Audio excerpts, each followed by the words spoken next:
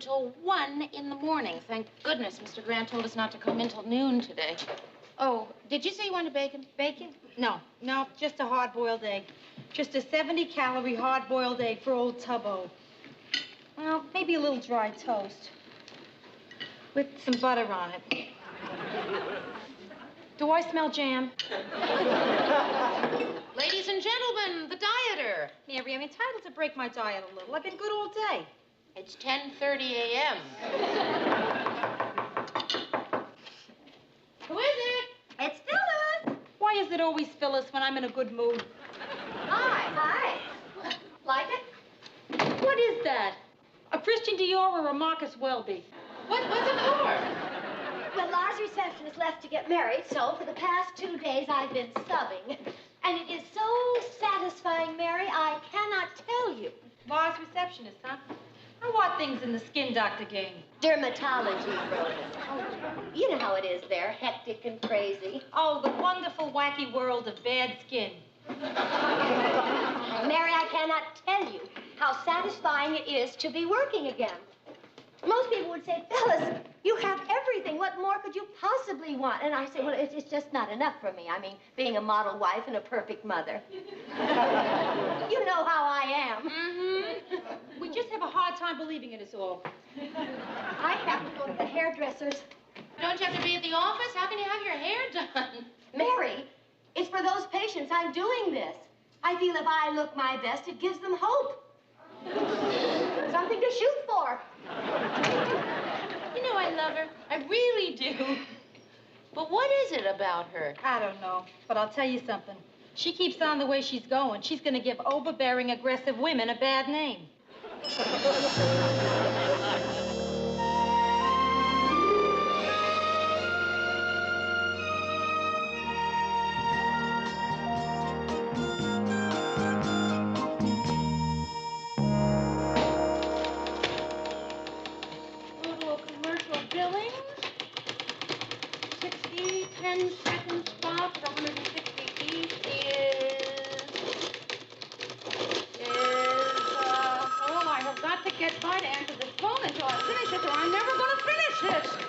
Newsroom, hello? Yes, Vi. I will. I'll do that. Right. Vi would like me to pick up her phones while she's out to lunch. What's lunch, Murray? You know, it's been so long I've forgotten. Hey, Mary, can I say something to you? I know what you're going to say, that I am working too hard and I mustn't let it upset me. And you're right, I won't. I wasn't going to say that. I was going to say, would you pull the picture file? I need a shot of Neil Armstrong to go with this story. Sure.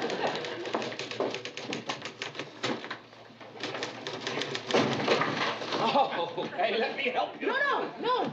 They're in alphabetical order. How do you put photographs in alphabetical order? You take the last names of the most important persons in the picture. Oh, this one's tough. Who've you got? The president and Joe Namath.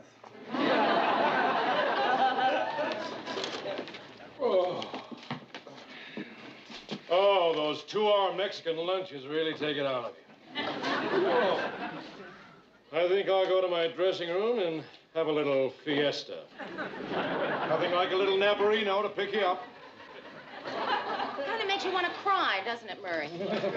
Okay, everybody stop working for a minute. Now, the program manager is so impressed with the way we muddle through a half hour of news that he's expanding the show to a full hour. Hey, Lou, that's terrific. Wow. That means a little more work from each of us. For those who consider twice as much a little more. I want you all to think about how we're going to fill that extra half hour. I'd like to propose that we double the airtime of this fella right here. Thanks, Ted. That'll give me 2 whole minutes to do the weather. Say no more, Gordo. You don't have to tell me. You and I speak the same language. Right on. What's that? Well, forget it. Mary, I want you to give top priority to filling that extra half hour. Mr. Grant, I figured that if I skip lunches and work overtime for the next 2 weeks, I could maybe catch up to where I was a month ago. Which was? 3 weeks behind. There's a little extra money for all of us. Not much. No, Mr. Grant, the little extra money is not going to help me get this work done. Hire an assistant. What I need is an assistant. You need it? Sure. Call personnel and tell them you need somebody. Tell them you can pay $82.57 a week. Mr. Grant, where did you get that figure? That was the little extra money for all of us.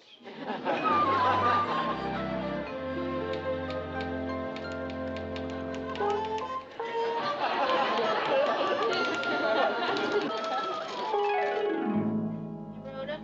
Are you sure you want me to do this to your dresses, this midi thing? Yeah, Oh, I just hate it. of course you do. You got good legs. I live in the world of fashion. I do what all the magazines tell me to do. You know, I wore a hard hat for a week before I realized the magazine was Popular Mechanics. That was a joke. You're supposed to laugh. Oh, I'm sorry. I've got problems down at the office. What? Well, if I don't find somebody to help me with all the extra work, I'm going to go right out of my mind. Hi, all. Hi. So, who's going out of whose mind? I am, unless a minor miracle occurs and I find an assistant. An assistant? Yeah, help me with some work on the show. Why don't you just shorten her legs? So how about me for the job? Well, you're already working for Lars, and I need somebody right now, so. I'm available. Lars got a little upset at, something I did, and he gave me the old sack. What did you do? Oh, it's nothing. Oh, come on, it must have been something. What? Well, Lars got called out, and there were all these patients sitting there in his office, so I treated a few of them. So, like I said, I'm available. Phyllis, look, about the job, you wouldn't be interested in it. I mean, you don't know all the dumb things you'd have to do. I mean, it's all typing and filing and boring. There are no small jobs, only small people. But Phyllis, you're not small enough for this job. Mary, don't. I'll do something else. Somebody's got to want me. Oh, I don't know. Mary, forget it. I don't go any place I'm not wanted. Okay. Oh, boy. Phyllis, okay, all right. You want to try it for, let's say, a week? Okay, all right, I'll try it for 2 weeks. Oh, it'll be fun. A real challenge. I'm sure it will be. You know, it's kind of cute. What? I was just thinking it's cute, that's all. Yeah? I mean that I have my master's degree. Yes. And you left college after 2 years, and I'm your assistant. Just cute. And I'm telling you, Lou, it wasn't easy in those days, those early days. Wild-eyed kid with a dream.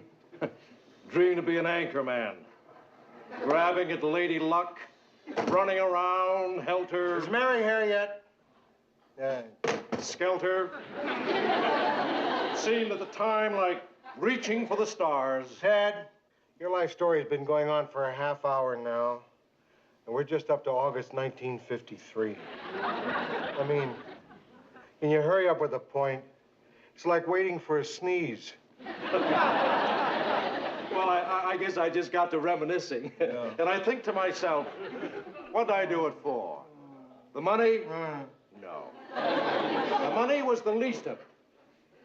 But then again, even though the money is the least of it, now that we're going to an hour... You want a raise, is that it? Lou? I wrote a figure on this pad.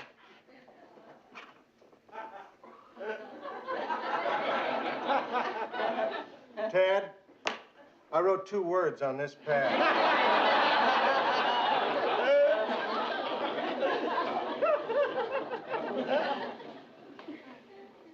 Lou, I think there's a little room for negotiation between that figure and those words. On the other hand, maybe not.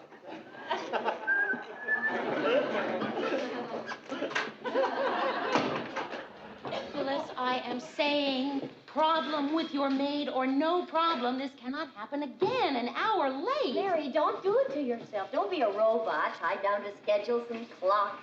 Phyllis, for the time being, let's just say that I'm a robot, huh? So this is the newsroom. Yeah, this is it. Morning, Gordy. Hi, Mary. Oh, Gordy, I'd like you to meet Phyllis Lindstrom, my new assistant. This is Gordy Howard, our weatherman. Gordy, I just want to say one thing. I'd love you to come over for dinner so we can really get to know each other. I mean, as human beings. Because we're going to be working together.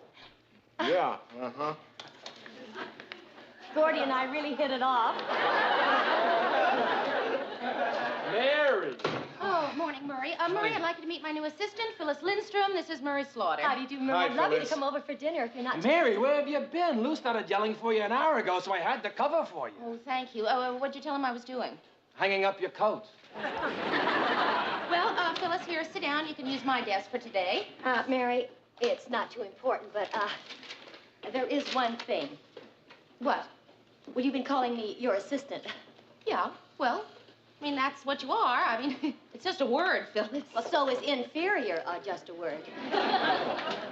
Well, is there another word that you would prefer? Co-worker. Co-worker. All right. Finally find a hook for your coat, did you? Oh, Mr. Grant, I'm very sorry. The first day of our new production schedule, and you show up an hour late. Yeah. I'm sure you have an absolutely great excuse. Well, Mr. Grant, I'm waiting. Halley's Comet hit her on her way over. What? Oh, well, let's face it. She could lie or make up some fabulous excuse. Would it make her any more on time? I leave it to you.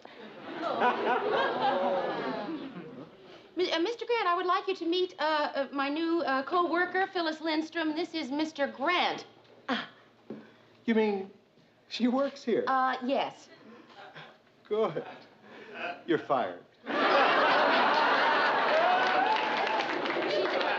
Really just trying to be helpful in her own way. Lou, if it'll make it up to you, I'll stay till, say, 6 o'clock. Mary. Phyllis, our normal quitting time is 7. This should be an interesting day for you. A sort of combination orientation and last chance.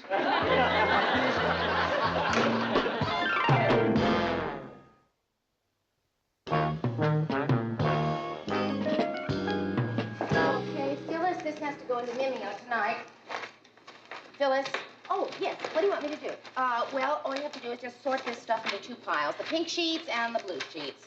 The pinks and the blues, the pinks and the blues. Kind of like little girl babies and little boy babies. Uh-huh. And? That's it. That's it? Mm-hmm. Well, that's so boring. Don't you have people who do that sort of thing? Yeah, Phyllis, I have a person who does this sort of thing. You. I know this doesn't rival working in a dermatologist's office. but Mary, I do you did have the tell rubber stamp with my signature on it? I have to autograph these pictures. No, I'm sorry, Ted, I don't know where it is. Oh, yes, Phyllis Lindstrom, my new co-worker. This is Ted Baxter. Hi. Well, Ted Baxter. How can I find the words? I don't know. Of course, I'm thrilled and excited. Yes, of course.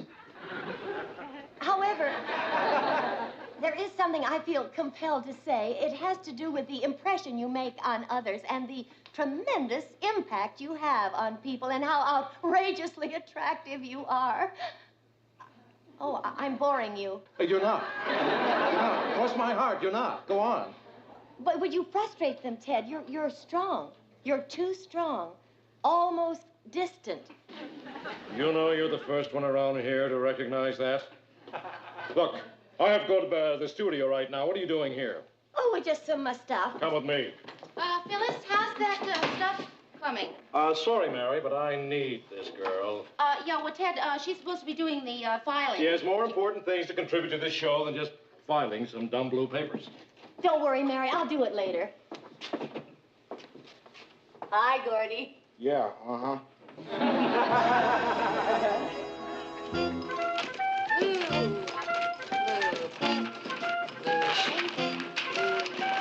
Mary, I thought you hired Phyllis to do that. Blue, I thought I hired Phyllis to do this too, Murray. Well, if she's not doing that, what is she doing? Murray, this copy you sent down, Ted doesn't like it. See what you can do to perk it up. Perk it up? Phyllis. Yes. Murray, would you excuse Phyllis and me for just a minute, please? Not on your life. I want to hang around and watch you explode. Explode? Mary doesn't explode. Yes, Mary does explode. It's just that Mary has this long fuse, you see, and people think that they can take advantage of her because she has this long fuse. But Phyllis, every once in a while, the fuse burns down. And then it's Let me understand this. You feel I'm taking advantage of you? Phyllis, look, I gave you a job. You are supposed to be Filing. filing. You are not supposed to be coming in here and telling... She's got me so crazy I can't think of your name. Murray. Thank you, Murray. You are not supposed to be coming in here and telling Murray that Ted? doesn't like his copy. That's not your job, Phyllis. Your job is to be my assistant. Co-worker. Assistant, Phyllis. No, I am not going to do your job for you. You're right, Mary. You were nice enough to give me this job, and I just got swept up with the glamour of it all. I mean, Ted Baxter, the lights, the cameras. Mary, just as soon as I finish up in the studio, I'll run back here and do this. I'll stay until midnight doing it if it's I all have right. to. No, go, Phyllis. You can do it in the morning. I did most of it myself anyway. Oh, thanks, Mary. Uh-huh. Mary, see what you can do to perk this up. Break it down. Hi, Gordo. Yeah, uh-huh. Thanks, guys. Rockefeller Nelson, Governor. Rockefeller Winthrop, Governor. Rockefeller David. Rockefeller John D. Jr. Rockefeller Happy. Rockefeller Center. You're filing? No. That's Phyllis's job. No, I was just looking for something. Ah, here it is. It's hard to believe that you had an urgent need for the file on Pancho Villa. Well, you know. Mm-hmm. Come into my office.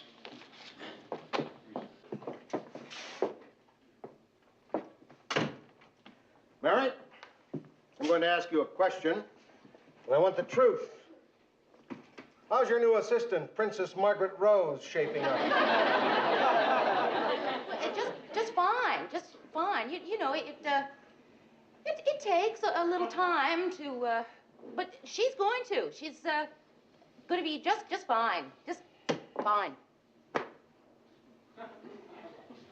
Of course, she has been spending a lot of her time with Ted in the studio.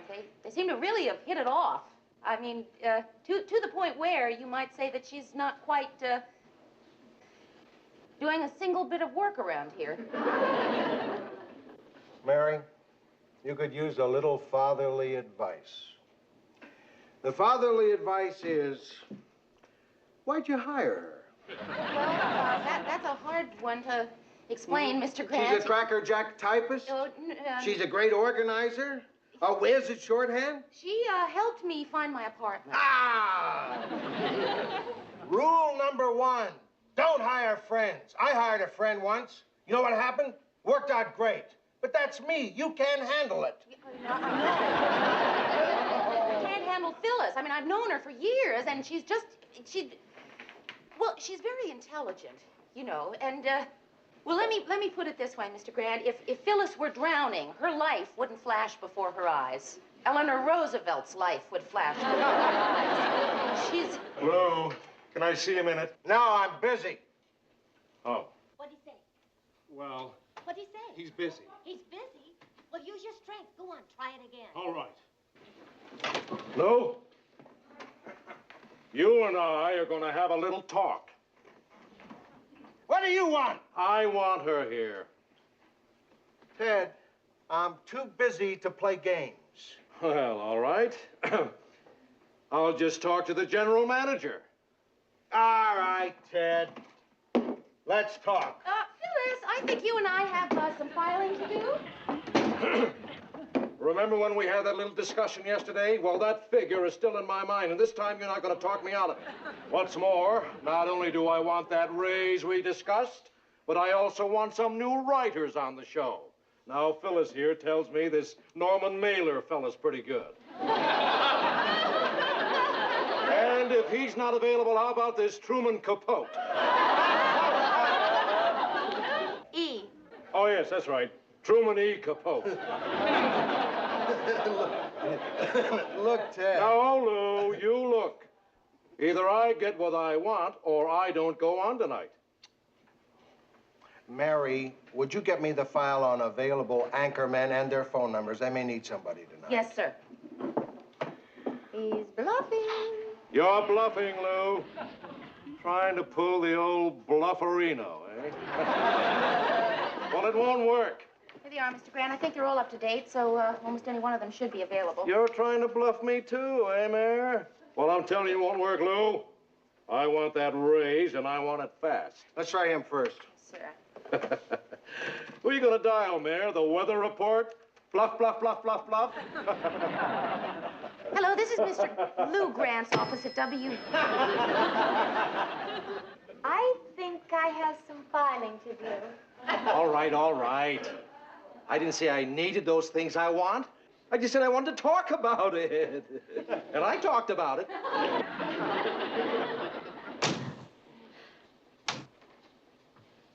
Who are you calling? It's going to be fair and warmer. Mary, she's dangerous. She's actually got Baxter convinced he's capable of human thought. Mary, you've got to... Keep her away from Ted Baxter. No, Give her a good talking to. no, Fire her. that's it.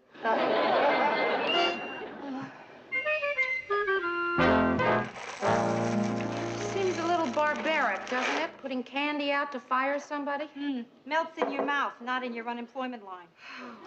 Rhoda, she was so awful at work today, but it's just... See, I know it's because underneath that confidence, she's really a massive insecurity, you know? So how am I going to tell her I have to let her go? I don't know, but you'll think of something, Mayor. You're good at that. It's me. Oh. Hi. Hi. Hi. Good luck. Good luck. What for? Oh, nothing. Nothing. Listen, Phyllis, I have some coffee in the kitchen. Would you like some? No. I had a cup downstairs. You're fired. I didn't say that. Phyllis, it just slipped out. I mean, Phyllis, sit down. Phyllis, I am so sorry I said that, but well, at least I said it, you know? At least now it's out. And the important thing to remember here, Phyllis, is that not everybody is right for every job. I knew it. I kept telling myself, Phyllis, I said, dress dowdy. What? Dress dowdy. Sure, I said, Mary's a pleasant-looking single girl, even a nice-looking single girl. But you know how touchy career gals get when you're married and they're not. Phyllis, what does your being married and my being not have to do with it? Nothing. No, we'll just say you fired me because I'm not right for the job. Okay? Want to say that? Phyllis. No, come on, we'll say that. I'll tell Lars he'll get such a howl out of it. Don't worry, Mary. It doesn't matter, really. Lars and I have fantastic plans for tonight. You know how married people are. Oh, where are you going? Oh, we're staying home.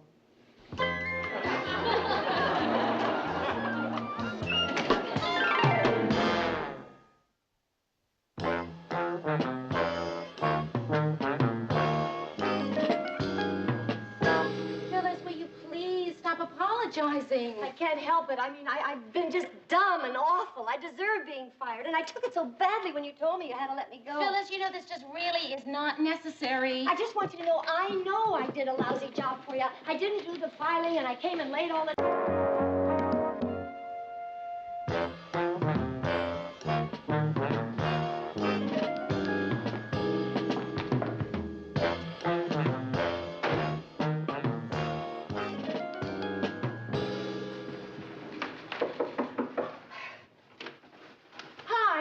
Listen, I'm sorry I don't have time to talk. I'm late for work. You have just a few minutes and a cup of coffee? Well, I tell you, I'm really in kind of a hurry. Oh, well, then just make it instant. Yeah, but Phyllis, you don't understand. In a couple of minutes, I'm going to be late for work.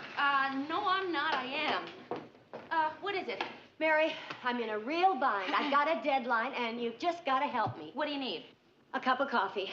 And Ted Baxter. Ted Baxter? Yes, to give a talk for my club. I'm in charge of guest speakers, and I don't have any guest speaker for tonight. So can you help me out? Tonight? Tonight. But that's tonight. I know. I guess you're entitled to the whole story. We had Dr. Herman Davis lined up. You know, the controversial psychiatrist who wrote that great book, Don't Be Embarrassed, about SEX. But he backed out. He decided at the last minute he was uncomfortable with women. Well, I don't know. Ted's not very good at that sort of thing. But Mary, it's just talking. Yeah, well, it's just talking that Ted's not very good at. Mary, if I were in your position, you know that I would do anything I could to help me. Yeah. But I can see it's just too much trouble. Well, Phyllis, You look, really all right, find out let's just who say your that I friends could are. get Ted I mean, if to you ask agree to talk. somebody, How long would you need him to Because talk? I need him to talk 15 minutes. Well, I suppose I could get Murray to write something for him. Great. Oh, great. Our subject for tonight is the world today. Never mind the coffee, Mary. I'm really in a hurry. Do you really help me? I just wish there were something I could do for you. Phyllis, the only thing I need is to get to work. Listen, my car is in the shop. Do you think you could drive me to work? Oh, sure. What? Sure. Oh, thank you. Let's see, it's 20 minutes there, 20 minutes back. Sure, if it's really that important to you. Well, it would help. Okay, well, it'll take me 15 minutes to get ready, but if you really want me to... Well, no, Phil, forget it, really. Well, I'll postpone things. I'll move them No, around. Phil, please. No, Well, don't postpone anything. I'll drop them I'll if myself, really. necessary. Thanks, anyway. Oh, don't mention it. What are friends for? Mary, is the coffee ready yet? No, not yet, Lou. No, coffee. We usually have coffee by 9 o'clock, and it's already... How come it's always the Minneapolis clock that's on the blink? Maybe it's because that's the clock we use all the time, Lou. I mean, if the Tokyo clock stopped, who'd notice? I need coffee. He almost made sense to me. Does anybody here know how to work this machine? I can do it. Where do you put the dime? It's not that kind of machine. Well, then I can't do it. Morning, everybody. Hi, Mayor. Mary, do you realize that if the Minneapolis clock was working, you'd be 15 minutes late? I'm sorry, Mr. Grant. Don't apologize now. Go make coffee now. You can apologize later. Coffee, right. Hi, Ted, I'm glad to see you. Coffee. Coffee, yes. Does anyone have a dime? See? I needed to open the cabinet. The handle's broken. Ted, I got a favor to ask of you. You remember my friend, Phyllis Lindstrom? Yeah, well, she is in charge of the guest speakers for her club, and she was wondering whether or not you would make a speech at her club. It's a woman's club. Well, if they wanted me, I assumed it was a woman's club. Well, gee, I don't know what to say, Mayor. I mean, I'd love to. Oh, Ted, thank you. Oh, it's nothing. You know, this could be a very interesting experience. I mean, talking in front of all those people in person, I mean. Now I'll be able to actually hear their applause instead of just knowing it's there. Ted, I don't know how to break this to you, but I don't think people sit at home at night applauding the 6 o'clock news. Murray. No, I know just what you're going to say. Would you write a speech for Ted? Oh, Mary, I'd love to. Thank you, Murray. Mayor, when do those ladies want me to speak? Well, tonight. Tonight? Yeah. Well, that doesn't give me much time for him to prepare. Well, what is Ted supposed to talk about tonight? Oh, what difference does it make? They'll love me. Why, I've gotten cheers by just simply cutting a ribbon at a supermarket opening. Well, that's because they didn't think you could do it.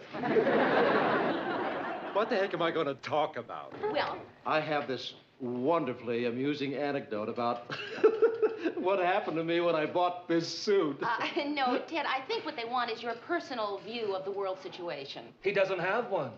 What they're going to get is my view of his personal view of the world situation. So all those ladies wanted me. Well, I better get to work. I've got to write today's news, Ted's speech, and finish my novel before 6 o'clock. Murray, I didn't know you were writing a novel. Reading one. Newsroom. Oh, hi, Phil. Yes, it's all set for tonight. Ted'll be there. No, forget it. You don't know me a thing. 8 o'clock, Manning Hall. No, really, Phil, you don't know me anything. Well, I tell you, there is one thing. I could use a ride home tonight about 7 o'clock. Oh, right, of course, the meeting. How could I forget that? No, don't not have your hair done, Phil, really. Yeah, I know. The buses leave every 24 minutes. Yes, Ted will be there. Bye-bye. Ted will be where? Oh, well, I just arranged for Ted to speak at a women's club. Mary, do me a favor. Next time you do something like this, you ask my permission first. Wait, no. I'll save you the trouble. Next time, the answer will be no. Okay, Mr. Grandpa, why? Mary, a karate expert's hands can get him in a lot of trouble. Yeah. But what does that have to do with Ted? Those hands are considered a deadly weapon. It's the same with Ted's mouth.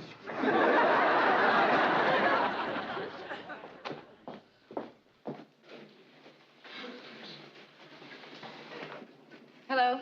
Hi. Were you waiting to see somebody? I'm waiting to see Miss Richards. I'm Miss Richards. Are you Miss Richards? Yes. I'm Dave Curson. I'm a publicity man. You've probably heard of me. No, I can't say that I have. Oh, I'm gonna have to work on that. Well, would you like to sit down? Oh, thank you. Oh. Excellent. What can I do for you? Well, I saw your name on the board downstairs, and it said you were associate producer of the news. Yes. Congratulations. Well, thank you. I thought you'd be the person to see about getting some publicity. You see, I thought if I could get some of my clients on your news program, it would really help my business a lot. Oh, well, I think probably the man you should see is Lou Grant. He's in charge of the news. Was that Mr. Grant who just Yes. left? Yeah.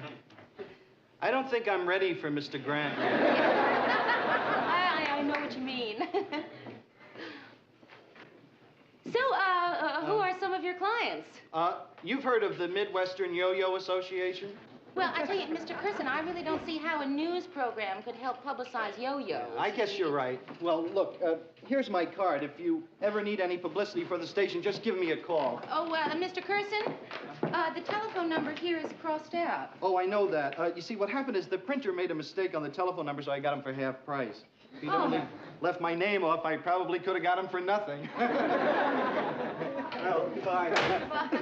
Is this a pull? Yes, it's a... Pull? Mayor, Yes, Ted? about tonight, do you think I ought to wear my dark blue suit or my tux? Oh, well, no, I think the blue suit will be fine. Okay. Mary, Yes. I was just wondering, I mean, if you're through with it, Yes. could I have my dime back? Who is it? It's me, Phyllis. What's the matter? What's the matter? Yeah, is there something wrong? Is there something wrong? Phyllis, will you stop repeating everything I say and tell me what's the matter? Wait a minute. Ted, your club. How did it didn't go well, did it? Well, it didn't go at all. It just laid there. Mary, you could at least have warned me that he's never spoken in public before. Phyllis, I did. I told you. What happened? Well, he wasn't so bad in the beginning when he was reading his speech. I mean, at least he finished. We applauded. It was all very nice. And? And then Helen Edwards asked him a question. Was it a hard question? But yes, it was. It was, are you for or against women's liberation? Oh. Was he for it or against it? Well, we don't know. He just stood there with his mouth open like he was going to say something, and then a sort of glaze came over his eyes. He giggled a couple of times, said something nobody understood, and then he asked if there were any more questions. Were there? Well, yes. There were about an hour's worth of questions. And 2 minutes worth of answers. Poor Teddy must feel just awful. Why don't you ask him? Well, I would, but it's a little late to call He's somebody. standing It's out almost in the 12 hall. In my hall?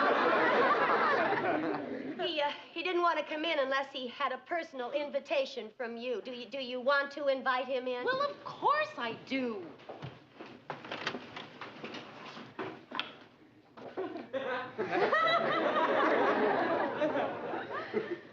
Ted, why don't you come in?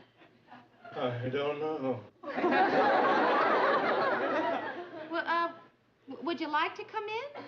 I'm not sure. Could you phrase that so it's not a question? He seems to take orders rather well. Ted, get in here. Yes, Mary.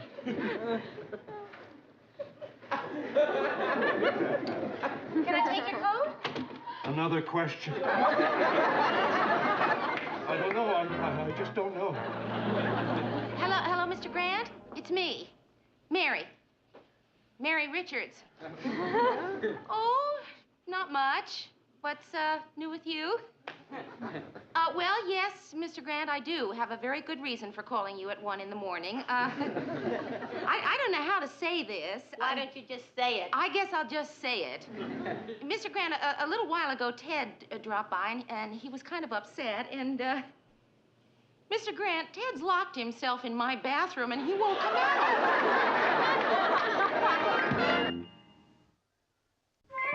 So then what happened, Ted? So everything was going fine.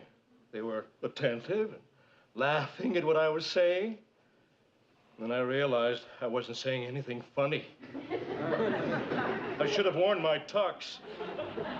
Somehow you don't laugh at a man when he's wearing a tux. I don't know. I think you're blowing this whole thing up way out of proportion. No, he's not, Mary. I was there. Yeah, but I mean, what does it matter if a few women laughed? I mean, how many could there have been anyway? 25. Actually, we're both right. There were 200 when he started. Mary, come into my office. We're just going to make coffee. They're just going to make coffee. Ted needs a drink. Oh, well, Mr. Grant, I Mary? really don't think that Ted Mary? is in any shape. Mary? What, Mr. Grant? When a man's in that kind of shape, he doesn't need milk and cookies. I got some brandy. Another glass, please. I never like to see anybody drink alone unless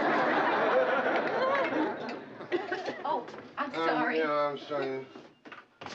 When I was a kid, the whole family used to practically live in the kitchen. I've got to get going. I just got rattled. I didn't know they were going to ask hard questions. I tried to help him out by asking a question that I was sure he could answer. I asked him where he bought his suit.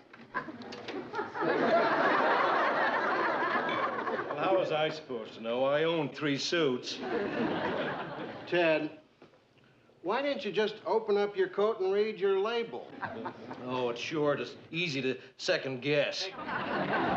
Everybody's a Monday morning quarterback.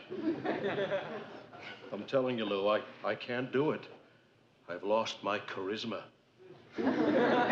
Whatever that is. Ted, you know, I know just how you feel. I was humiliated once. You were? Oh, yeah. It was the high school play, and we were doing Romeo and Juliet, and, well, you know the big scene, the final scene, when Romeo thinks that I'm dead, and I was lying out there, and Romeo was standing over me, and he had just plunged the dagger into himself, and I suddenly had to sneeze. I tried as hard as I could not to sneeze, and I did. I sneezed, and Romeo looked down and said, Gesundheit. And I looked up and ad-libbed, thank you. It was awful. A high school play, Mary. It's not the same thing. Oh, but no, Ted, my mother and father were sitting in the audience. So were mine. They were the first to leave. Ted, my point is that I survived, and so will you. Thanks, Mary, for trying to make me feel good. I wish you were better at it. I think I'll go home now. Ted, you're not going home. He isn't? I'm not? No. You're coming with me. I have a guest room. I'll drive you to work in the morning. It'll be nice. Thanks, Lou. I love you for that. Good night, Mayor. Good night, Ted. You know, Mr. Grant, that's really very, very nice. What's nice? It's the only way I can guarantee you'll show up for work in the morning. Besides, it's a great excuse to get my wife out of the guest room.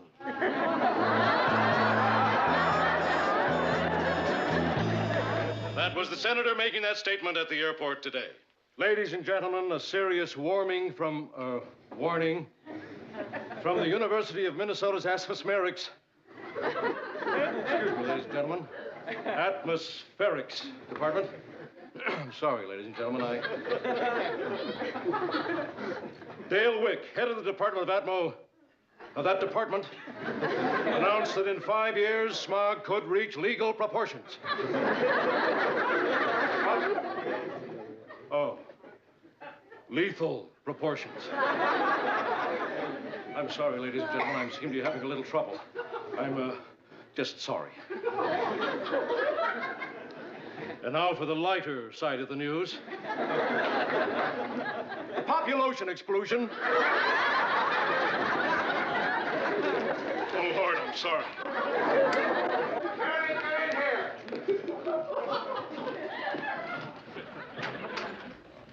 Yes, Mr. Grant? Sit down, Mary. The rating book came in for this week. Take a look at the 6 o'clock news rating. We went up. That's right. You know why? I'll tell you. Because people are tuning in to laugh at Ted Baxter. Or, as he might put it, Bed Taxter.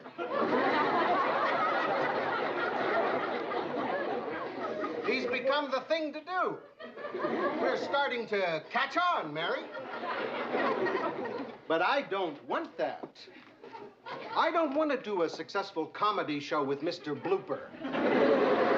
I'd rather do an unsuccessful news show. Is that too much to ask, Mary? Mr. Grant, are you trying to say that I am to blame for this? I mean, all right, I admit I got Ted involved in that women's club, but I really don't see how that makes all of this my fault. Sit down. I didn't... Maybe, Mary, you haven't noticed this about me before, but I'm one of the few people in my field who doesn't have a peptic ulcer. And one of the reasons for that is that I'm able to delegate blame.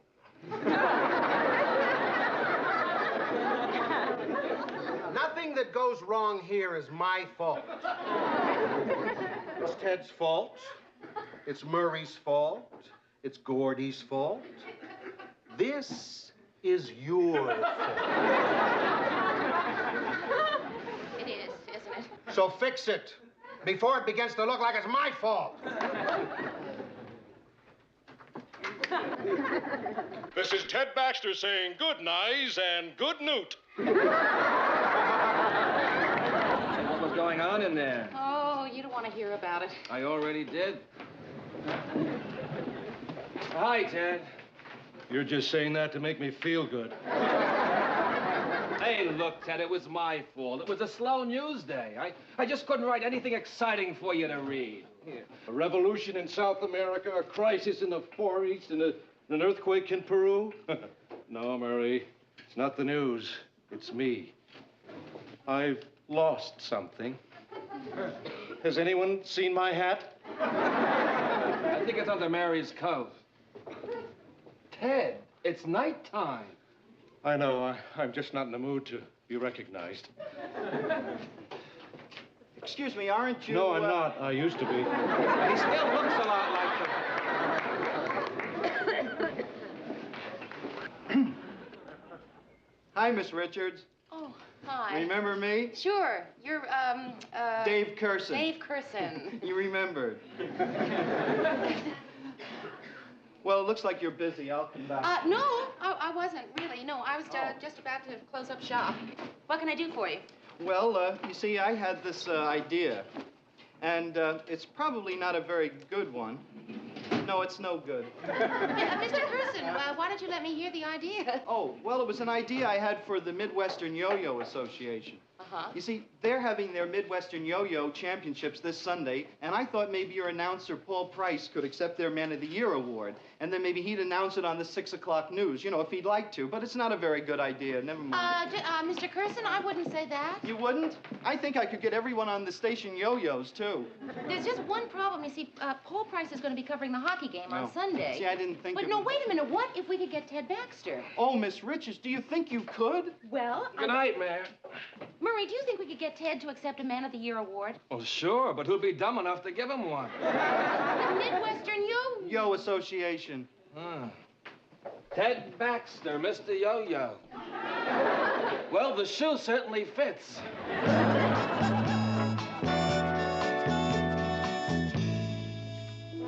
Anybody got the correct time in Minneapolis? Subtract 15 hours from Tokyo and add a day. Thanks. Morning, Miss Grant. Morning. Can I help you with those? Yeah, I want you to answer these letters. Spam mail? Not exactly. Dear sir, the 6 o'clock news is an insult to my intelligence and a disgrace to television. I am not going to watch the show anymore. And neither are my mommy and daddy.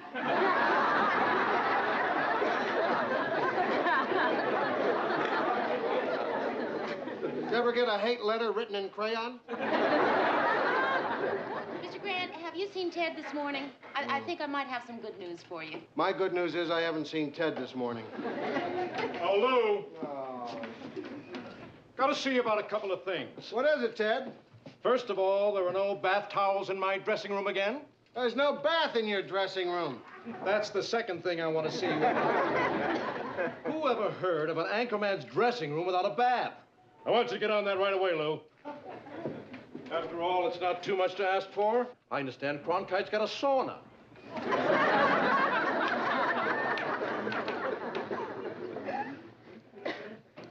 How'd you do it? I got 600 people to give him an award. 600 people all applauding, and all Ted had to say was, thank you. Well, it sure worked. Ted's back in shape, and we certainly needed him back in shape. Ted's his old self again. He sure is. You understand, of course, why I can't bring myself to thank you for that. Oh.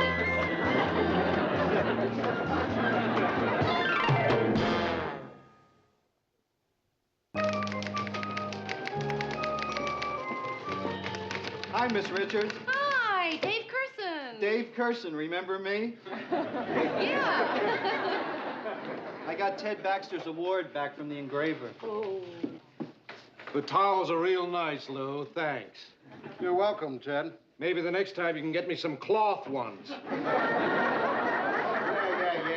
Ted, your award came back from the engravers, and Dave wanted to present it to you. Oh.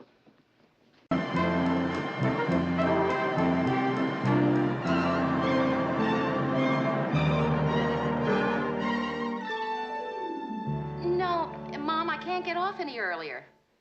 But you see, Christmas Eve is just like any other day when you're doing a news show. Well, let's see. It's a 4-hour drive. If I leave here at 7, I should be there by 8 o'clock. Well, I'm gonna drive fast because I can't wait to see you. All right. I won't drive fast. I won't, I promise. Mom, don't worry. I won't be there until 1 in the morning, okay? Okay. Bye, Mom. Love to all. I'll see you next week. Merry Christmas to you, too. Bye-bye. Morning, Mr. Grant. The only thing missing is an electric train. You got the nativity scene in your drawer? That's incredible. I haven't had time to set it up, but I thought it would go very nicely on the filing cabinet. I was kidding. Mr. Grant, I don't suppose there's any chance that I could get off early Christmas Eve, is there? See, I'm going to drive up to spend Christmas Day with my family. Mary, come into my office.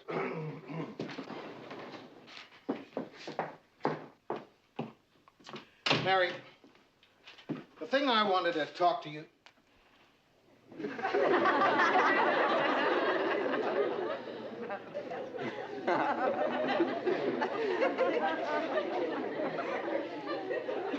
Well, it's Christmas. You had to have something in here. It's not going to drop needles all over my desk, is it? Sit down. You know, Mary, I haven't had Christmas off in 7 years. Oh, that's terrible. Well, it's not too bad. You get used to it.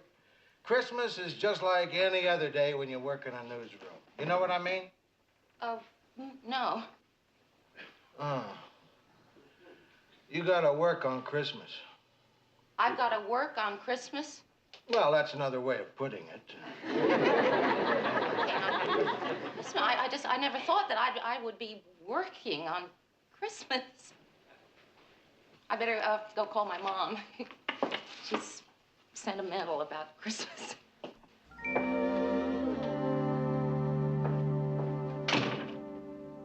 I have a feeling that when I go to sleep tonight, 3 ghosts are going to visit me.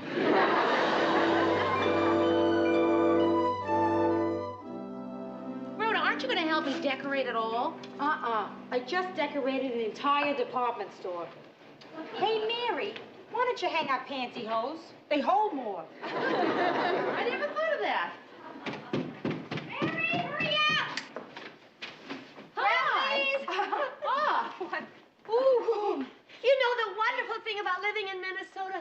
always have a white Christmas. The thing that gets me is the white Easters.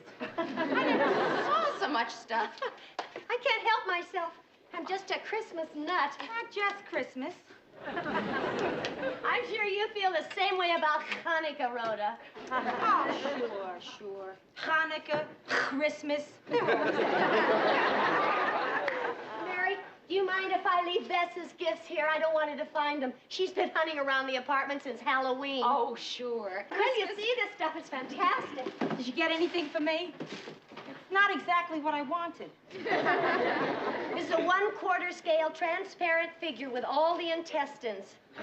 It's very educational also. Hey, Mary, don't you wish they had this kind of stuff when we were kids? Oh, Rhoda, look! Oh, now she is adorable. Oh. This doll is some dresser. I've been looking for a pair of shoes like this all winter. Didn't she, darling? Is she a talking doll? No. Ah, too bad. I was hoping she could tell me where she got those shoes. What are you getting for Lars? Hey, he's a doctor. Why don't you give him this thing with the intestines? Yeah. That is for him. Do you have any idea what he's giving you? He told me I could pick my own gift this year. Yeah. I picked cash. I'll be back up tomorrow to wrap these. Merry Christmas. Yeah, you too. Oh, wow, this is going to be some weird Christmas. What do you mean, man? Well, my apartment's all decorated. I got presents under the tree. I'm not going to be here to enjoy it. I'll be working. That's it. Cheer yourself up.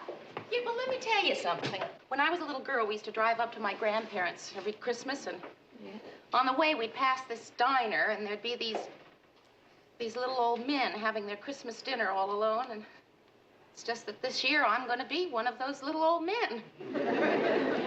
You know, I came down here because I was a little depressed, but said to myself, Mary will cheer me up.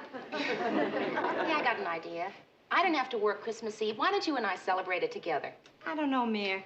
I get the feeling that Christmas Eve with you could be pretty grim. No, come on, I'll be good, I promise. We'll light the tree and build a fire, and we'll have some eggnog and open our presents. Come on, what do you say? Okay, you're on. Good. Hey, listen, does this mean we're going to exchange gifts? Well, it wouldn't be a bad idea. Did you get mine yet? Yeah? What is it? Rhoda, you're not supposed to ask that. How about a hint?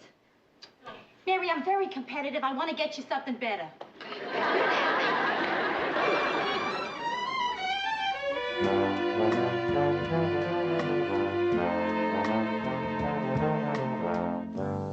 That's not exactly the Christmas spirit, fella.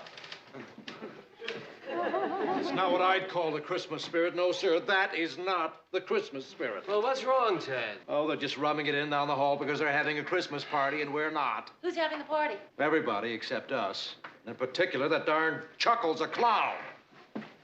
Hey, clown, you're not funny. I don't know why we can't have a Christmas party. Oh, yes, you do. Because of what you did last year. What'd you do, Ted? I don't remember. I go to a lot of parties. I don't know everything. What did he do? Ah, well, you know how it is. You get a few drinks in you and you feel like telling off the boss. Except he did it on the air. You're kidding. You mean he actually told you off on the air? No, he didn't tell me off. Well, who then? The president. The United States? Of America. Why? Well, he sent the president a Christmas card and got mad because he didn't get one back. Hi, Frank. Hiya, Fred. How you doing? Why don't you ask me New Year's Eve? I have to work then, too.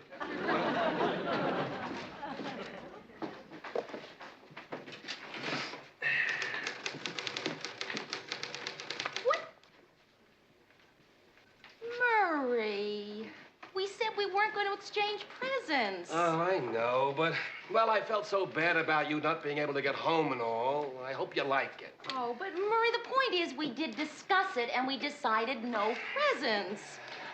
Oh, well, I don't know what to say. Except, here's yours. Oh, gee, man. Merry Christmas. I know. Listen, Murray, don't feel badly about me. Rhoda and I are going to have dinner together tonight, open some presents, and have a little celebration. The Silver Santa's here. Right now, I have personalized gifties for each one of my little elves. Lou, Gee, I wonder what it is. It's either a record album or a very stiff handkerchief. Fred, Mary, thanks for the tie, Mayor. Oh, you're welcome, Ted. I hope it fits. Harlan, Ted, why don't we just file by and help ourselves? There's a way of doing these things, Murr. Avery, He's the only man I know that can make Christmas seem like mail call. Murray. Yo! Thanks a lot, Ted. oh, this is terrific, I'm Ted. glad you like it, Lou. Yes, the year in review is told by Ted Baxter. I had the engineers make it up. It's a compilation of my best stuff. I'm surprised you needed an LP. Mary, Oh, thank you. I heard about you not being able to go home for Christmas after planning to and all. Yeah, it was a little disappointing, but everybody here has the same problem, or one like it. Look at you. It's Christmas Eve, and you have to work tonight.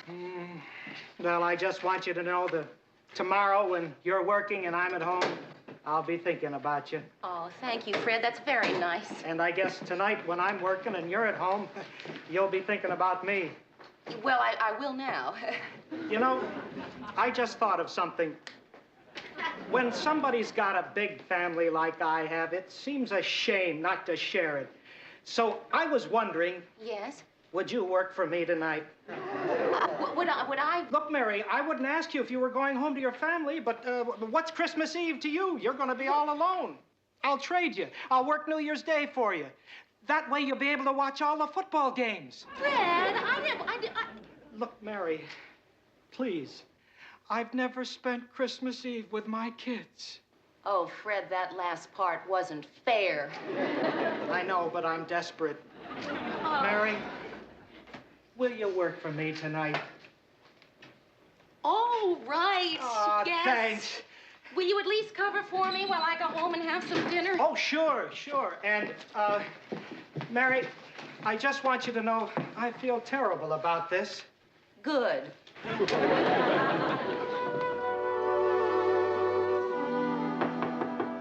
Who is it? Ho, ho, ho! Come on in, Rhoda. Hi. I'm not coming in yet because I had this big package out here. So big that I had to open the door first. Now I am bringing this big package into your apartment. And I am placing it under your tree. No, I'm not. I can't stand it. You gotta open it now, Mary. Rhoda. It's for me? Yeah, for you. Merry Christmas. Big. Should I open it now? Yeah, go on. It looks like somebody already opened it. I did. I opened it a few times to take a look at this fantastic gift. Oh, Rhoda. Oh, it's just... Isn't it great? Huh? Oh, Hey, wow. listen, let me break you in on it. You'll be able to get your license and then solo in no time. Miss Richards, this is your griddle area.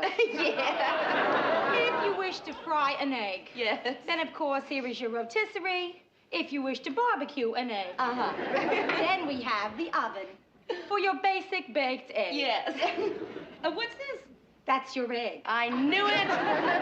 Well, Mary, what do you think? Rhoda, I think it is just wonderful, and I think you spent too much money. Don't worry. I got an employee's discount down at the store. Oh, thank goodness. Yeah.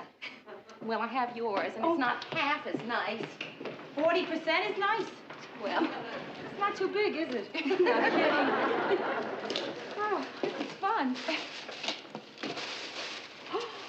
Oh, Mary, it's gorgeous. And you paid full price, right? Oh, hey, you know what this will go great with? My new suit. well, you think this is an accident? Why do you think I picked it out? Oh, kid, thanks. I love it. I do. Hey, me too. Thanks. Merry Christmas. Merry Christmas to you. Hey, you know what else my new blouse will go great with? What? Your rotisserie. Huh? I can wear it while you cook a turkey in there. I bought one for us for tonight. I'll go get it. Rhoda, wait. Listen, how fast do you think that thing can cook a turkey? Why? Because I have to leave for the office in 10 minutes. For what? To work. What? I traded with a man so that he could be with his... I don't even want to go into it. Terrific. Wonderful. You get me all hyped up for Christmas Eve and then you run out like this. What am I supposed to do? Stand out in the snow and light matches? Rhoda, will you please? You know, this has been a rough week, and the worst part is just about to begin. Okay, kid, listen. I'll see you later tonight, huh? No, I have to work till midnight. Oh, well, then I'll see you tomorrow. I can't. I'm working tomorrow. It's Christmas. Well, have a Merry Christmas. You too.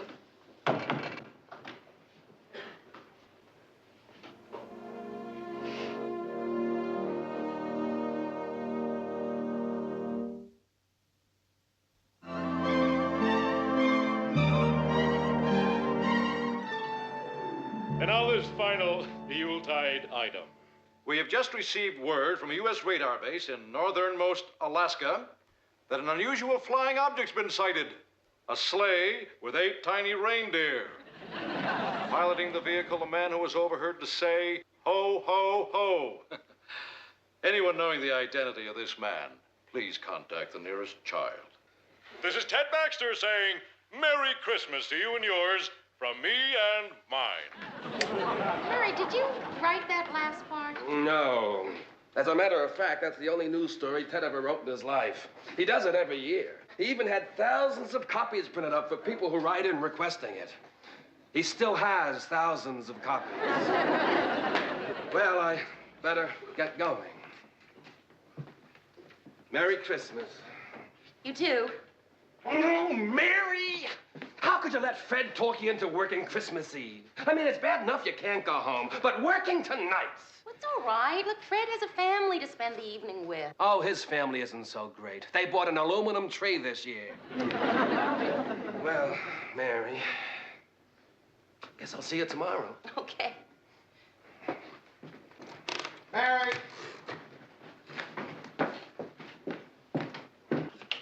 Not much for you to check tonight. Everything's pretty quiet. Yeah, I know. Typical Christmas Eve. There's an envelope for you on the desk there. Who's it from? Me? The crystal bells of Christmas bring love and cheer tonight to wish for you the joy... Oh, Mr. Grant, I really... I don't know what to buy, Gus. You get yourself something. Mr. Grant, I can't accept this. Sure you can. But a blank check. What? Huh? That's a mistake.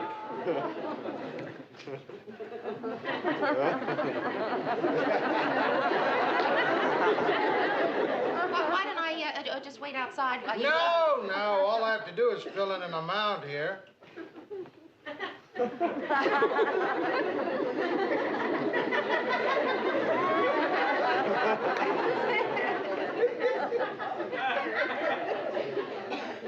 Can I have the card back, please?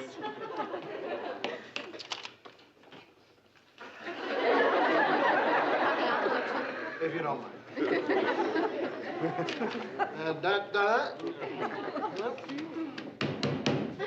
Merry Christmas. Thank you, Mr. Grant. Mary, it's none of my business why you're working for Fred on Christmas Eve. Yes, it is, Mr. Grant. You're head of the newsroom. No, I don't want it to be my business. Because if it is, then I have to feel responsible for you being here all alone. Oh, Mr. Grant, thank you. But I'm not going to be alone. The cleaning crew will be coming around. No, they won't. They don't work on Christmas Eve.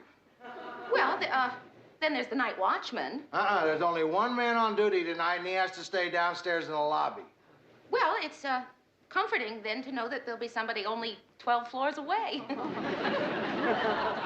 Look, I got some paperwork I can do. I'll stay. You go on home. No, Mr. Grant. You know, it would make it a lot easier on me if everyone would just stop feeling sorry for me and go home and have a Merry Christmas. Okay. I'll see you tomorrow.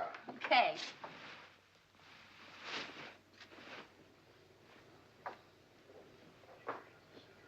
Take care of yourself. Well, you too. Good night. Good night.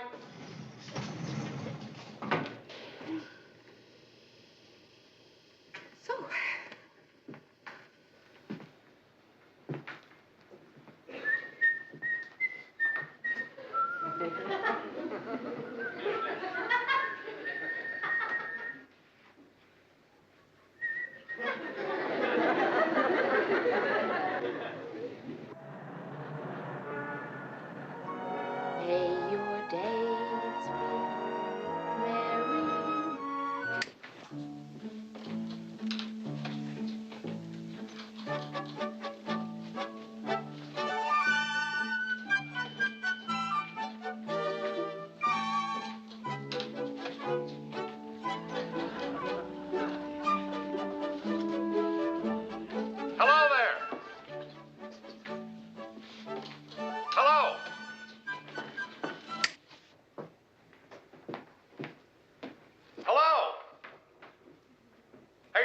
there?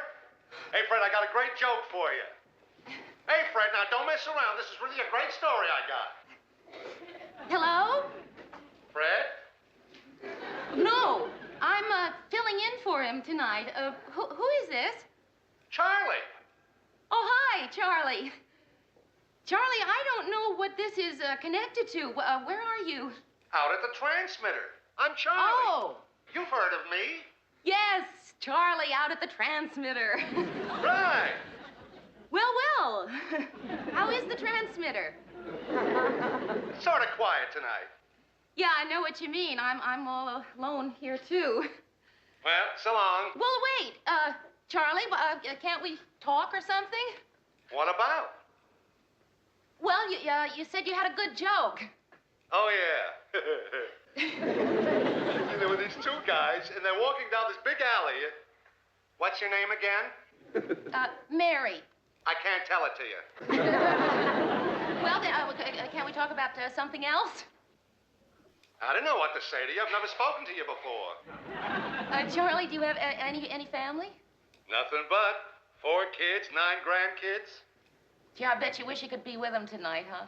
I will be in about 15 minutes. The whole family's meeting over my son Paul's place. Every year we have a real old-fashioned Christmas. He'll get the kids up, and they'll open up some of their presents. Do you have any family? Well, not tonight, I don't know. It was really nice talking to you, Charlie. Same here, and Merry Christmas. You too.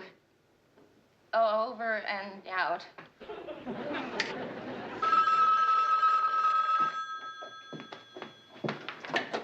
Merry Christmas, newsroom. Hello? Hello?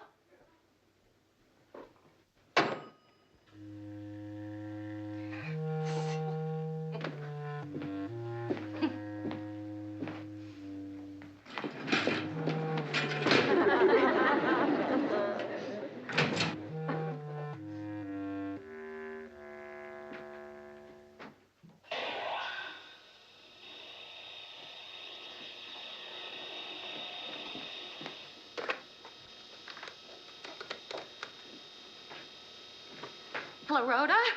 Listen, there's not supposed to be anyone in the building, and I just heard the elevator.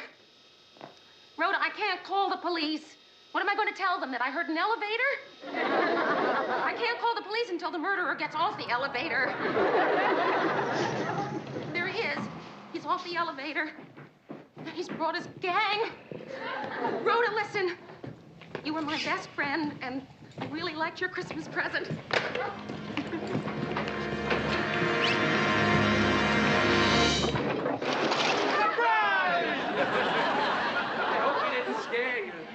We were going to call you, but Ted wanted it to be a surprise. Were you surprised? Was I surprised?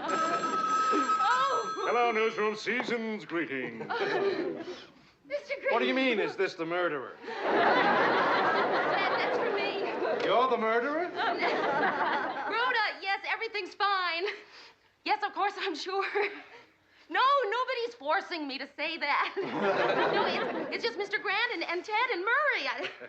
I don't know why they're here. We're having a Christmas party. They're having a Christmas party. No. We're having a Christmas party. All of us. We are, yes. Hey, why don't you come down? All right, we'll see you in a little while. Yeah, Merry Christmas to you, too. Bye.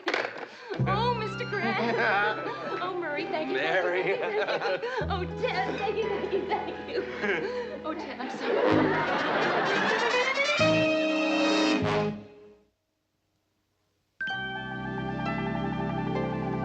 Oh, it's just so good to see you. Come on, Mary. The party's at my place. Okay, I'll get my coat. Hey, wait a minute. You're not off till midnight. Oh, come on, Lou. It's Christmas Eve. What's the difference? The difference is that the general manager has a habit of calling at 2 minutes to midnight to wish the night man a Merry Christmas. If the night man isn't here... You mean we have to kill a half hour here? Well, let's make good use of it. Come on, I got some paperwork I can take care of. Well, I guess I can write some fillers for tomorrow night's show. I think I'll go listen to my album. Hey, Mary, can you type this up again? Oh, sure, Mr. Grant.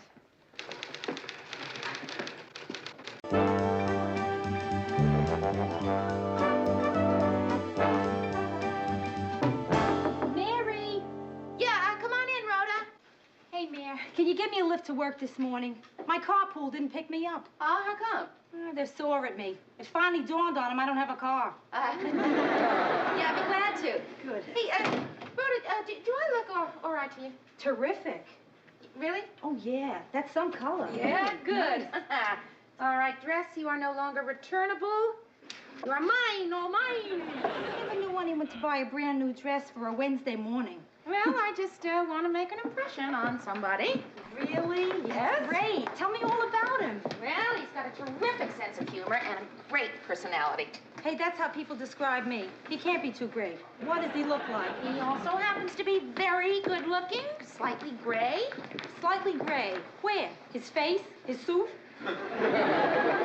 Around temples. Has he got a name? His name is Paul Arnell. Hey, well, you've met his brother, Howard Arnell. Remember I dated him a couple of times? Oh, that Howard, yes. But don't worry, Paul is nothing like Howard. I mean, I don't think Paul even owns a tie that lights up in the dark. Well, how did you meet Paul? I mean, did Howard introduce you to him? No, we're doing a series of interviews with Congressman Styron, and Paul writes his speeches, so we've met a couple of times, and he's coming by the office today, so... Yeah. Has he asked you out or anything? Well, he did once. I couldn't make it. I told him I was doing something. So tell him you've stopped doing it. Hello? Who? Oh, hi, Howard. Howard Arnell? Yeah, I did. I bumped into Paul the other day.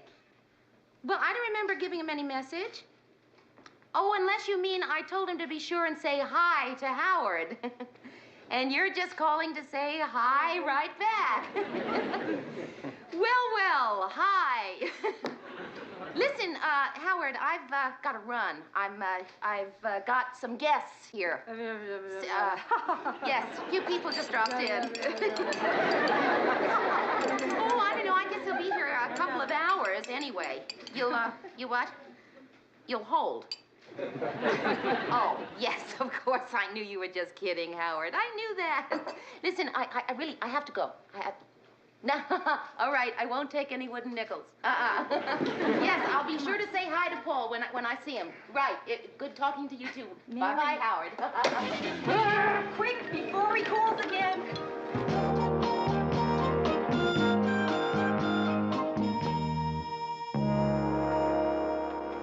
Mary, have you got Congressman Styron's questions for Paul Arnell when he gets here? Right on your desk. Good. You know, Murray, I've been meaning to ask you, just hypothetically speaking, if a man has asked a woman out and she couldn't make it, how does she go about asking him or getting him to ask her out again? Oh, well, it depends on who the particular man is and who the particular woman is. Well, nobody in particular. Any two people, just hypothetically speaking. Hey, is the hypothetical woman you? I shouldn't even have brought it up. There's something, kind of interesting about him. Who? Paul Arnell. Paul Arnell? Hey, he's great. Why don't you go out with him? Well, I don't know. Just came off the wire, Mr. Grant. Oh, thanks. Mary? Sir? Skip it. Skip what? Sit down. Mary, I know what you think of me. Same as everyone else thinks of me. All business, no time for sentiment. Tough, Lou Grant. Oh, no, Mr. Grant. I don't think that you're so, What? Well, usually I do. You're tough, Lou Grant. But underneath it all, Mary, I think of you like a daughter, which is saying a lot. Because I have 3 daughters, and one of them I don't even think of as a daughter. You're very sweet. In a tough sort of way. Right. So when I heard certain things around the office, I made certain inquiries so that maybe I could help you out with a certain situation. Well, I certainly want to thank you, Mr. Grant, but I don't know what you're talking about. Not what? Who? Paul Arnell. What? Fellow makes $13,000 a year, lives here in town, BA from Dartmouth, Military, 4 years in the Air Force you served? Mr. Grant, I don't want to hear this. Marital status? Go on. Never been married. Thank you. Murray, you just couldn't wait to go and tell Mr. Grant about Paul Arnell. Oh, hey, it wasn't like that at all. Look, the man asked me a direct question, and I had to answer him. He said who, and I said Paul Arnell. Could you tell me why Mr. Grant would say who? Because he said, guess what guy Mary's interested in? Mary's interested in someone? Who? Don't tell me who it is. Just what are the initials? Oh, Ted. Oh, come on, Mayor. Everyone here knows but me.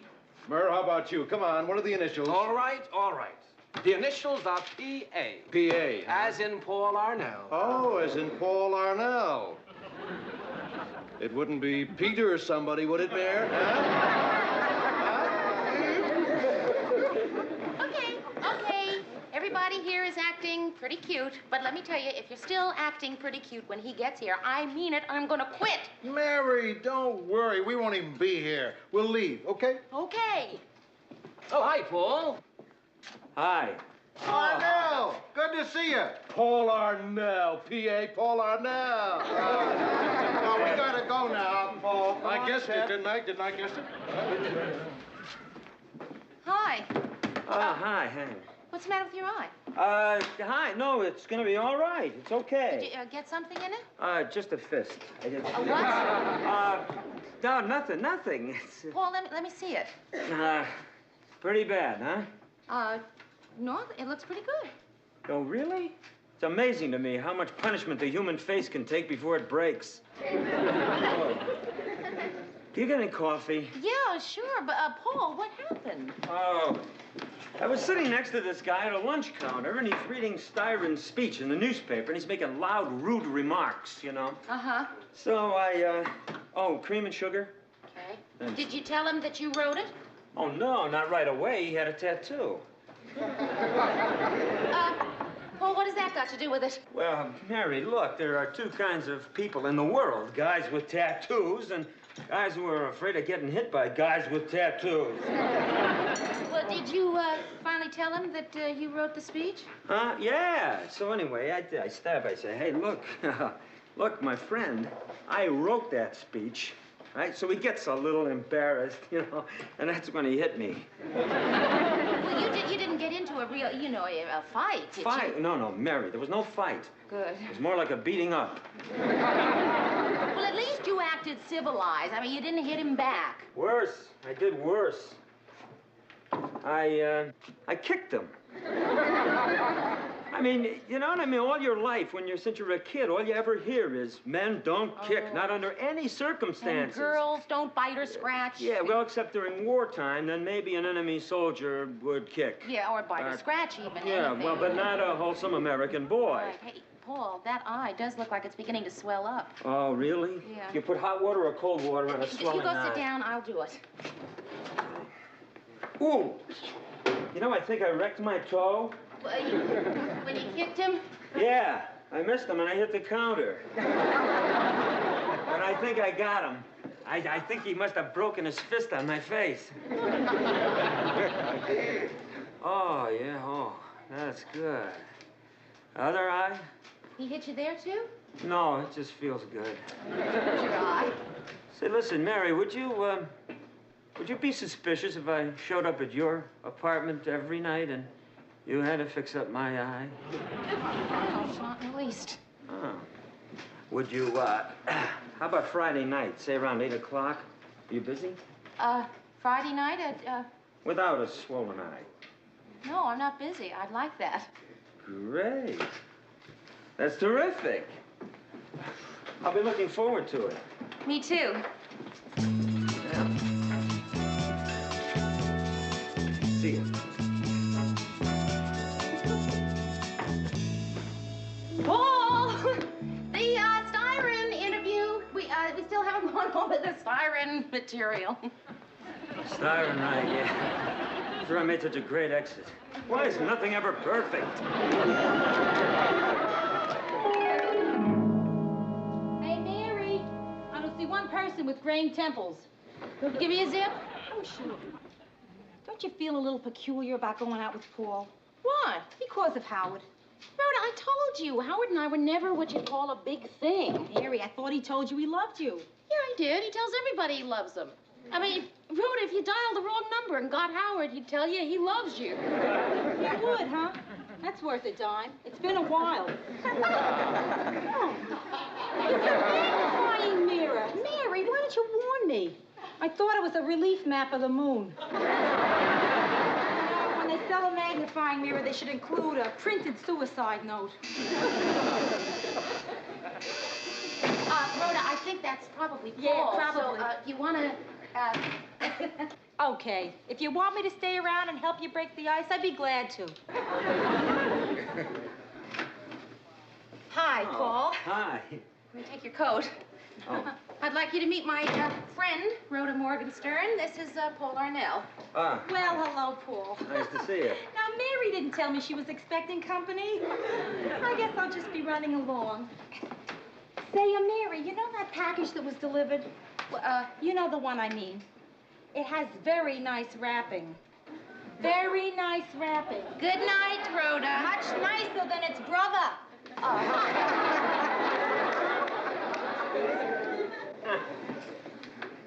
Hello. Hello. I was going to bring you something, but I couldn't decide what. What do you mean, like candy? Or gum, I don't know. Something kind of first date-like. Look, I'll tell you the truth, man. I hate first dates. Oh, Paul, me too. I hate them. It's So just would you every like to time I sit go- down? There. Sorry. The first date craziness. Right. Sit down. Thanks. Say, Mary, do you remember when I was beaten up and I came to your office the other day? Yeah. Well, why don't we call that our first date, and then we can call this our second date? Terrific. I Oh. love that idea. Good.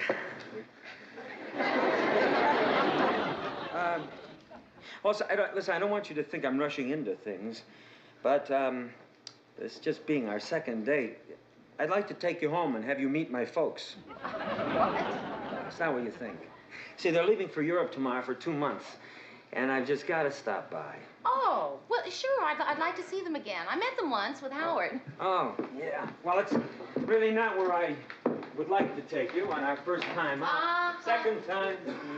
You know, if this was our first date, in a couple of hours, I'd probably be standing right here, wondering, should I kiss her goodnight while I got her?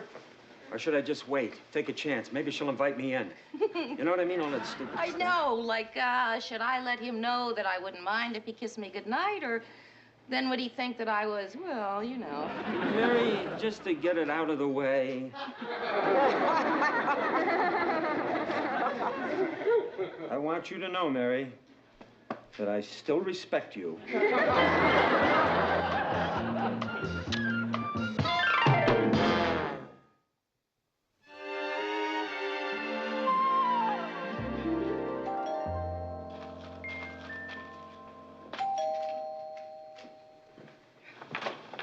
Well, Hi. Mother, look who's here. Well, we just stopped by to see if this charming house was for sale. So you remember Mary Richards? Such a pleasant surprise. Well, Mary, what a coincidence. We were just talking about you the other day. Oh, really? Won't you sit down? Now, before you get settled, I got something to show you in the workshop. Howard's invented a new one. You may not know this, Mary, but our Howard is considered an innovative genius in his field. You know, I've never really been sure what his field was. I mean, I know he has something to do with bow ties that light up. That's it. The under $9 novelty business. Look at the cigarette box. Cigarette smoking may be hazardous to your health. Cigarette smoking may be... That's Howard. To think. Oh, Mary, you're standing on hallowed ground. Isn't this true, Mom? Right on this exact spot, in May 29th, 1968, Howard Arnell invented reversible socks. Plain on one side, Argyle on the other. Don't feel compelled to comment. A simple gasp will do. There, right up! It's a lovely home. Oh, thank you. Oh, who are all the kids? Oh, they're Howard. Where's Paul? Oh, here. It's not very good of him, but it's quite flattering of the Santa Claus. Would you like some coffee? Yes, thank you. Just black, please. It was a lovely idea of Howard's to have Paul bring you by. Oh, no, it wasn't Howard's idea. It was Paul's. Oh, really? But it sounds so Howard. So considerate. When was the last time you talked with him? With Howard, just a couple of days ago, as a matter of fact. How did he sound? Well, he sounded like Howard. What a lovely thing to say. Let me tell you, Mary, all we hear from our boy 24 hours a day is marry this and marry that. Really? Mm-hmm. His father said to me, when are Howard and Mary going to tie the knot? But I said, well, that's up to Mary. After all, she's Howard's girl. Very funny, Paul. I show him Howard's new musical razor that's already sold over 500 gross. All they can say is very cute, but does it play Melancholy Baby? Come on, Dad. Yeah, so I made a joke. I mean, I think it's great that they're selling. He made a joke. Sure, he made a joke. That's why he wouldn't go in business with me, because the whole thing is one big joke. Ha ha. Well, novelties are no joke to Howard. Brian, we have company. I'm sure to a big Ivy Leaguer like Paul, a joke of a business like novelties, well, how can it compare with writing out a lot of speeches for people? Well, now, Dad, wait a minute. It's not what you call just writing out a lot of speeches for people. Oh, Paulie, he's just talking. Oh, yeah, Mom, I know. But I mean, I've got to say it. It's not what you'd call writing out a lot of speeches for people. It's trying to get the thoughts of a very dedicated and concerned man down on paper. Did you read Styron's last speech? His last speech? No, he didn't. Well, you should have. Look, all the New York papers said it was a turning point in Styron's career, and that with his kind of outspokenness, he could be a contender for governor in a few years, and after that, who knows, he could go any place, even the White House. Maybe even the White House, Dad. So when I'm writing for Styron, that's what I'm writing about. Well, as long as you're keeping busy. Well, it's good to be home. Well, listen, this is your bon voyage party, so let's wish you a bon voyage. And are you really looking forward to your trip? We're going to London, Dublin, Asia, and Paris. Tell me, is there something you'd like us to bring you back? Oh, well, that's very sweet, but no, thank you. How about some nice Irish lace? Howard would love you in lace. Mom. Well, he would. After all, Irish lace makes such a nice, you-know-what veil.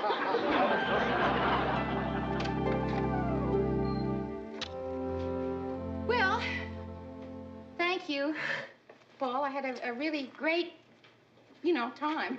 Oh, sure. You had such a great time. You're home at 9:30. If you would have had any more of a great time, you could have been home by 8:30. Now, Mary, I'll tell you, they're just weird on the subject of Howard. You know, that talk about you and Howard, I should have said something. No, I should have said something. It's just that it's a little difficult to tell a woman you're not interested in her son when you're staring into practically a shrine of his baby pictures. Would you like some coffee? No, thanks, Mary, no. I tell you, I'm going back to the house. What, now? Yes, right now. Those two people are leaving for Europe tomorrow for 2 months. Now, I don't want them spending another 60 days thinking you're Howard's girl. Do you want to come with me?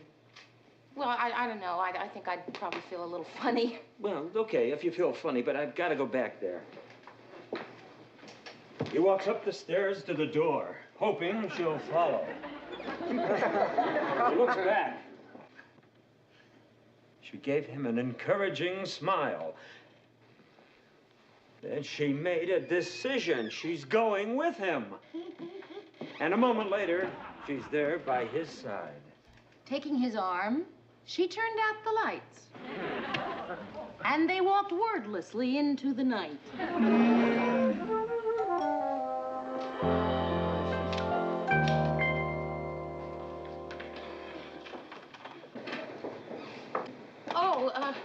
Mrs. Arnell. We didn't realize that you'd be, No, Mary, come in. We didn't want to disturb you folks. Oh, you're not disturbing us.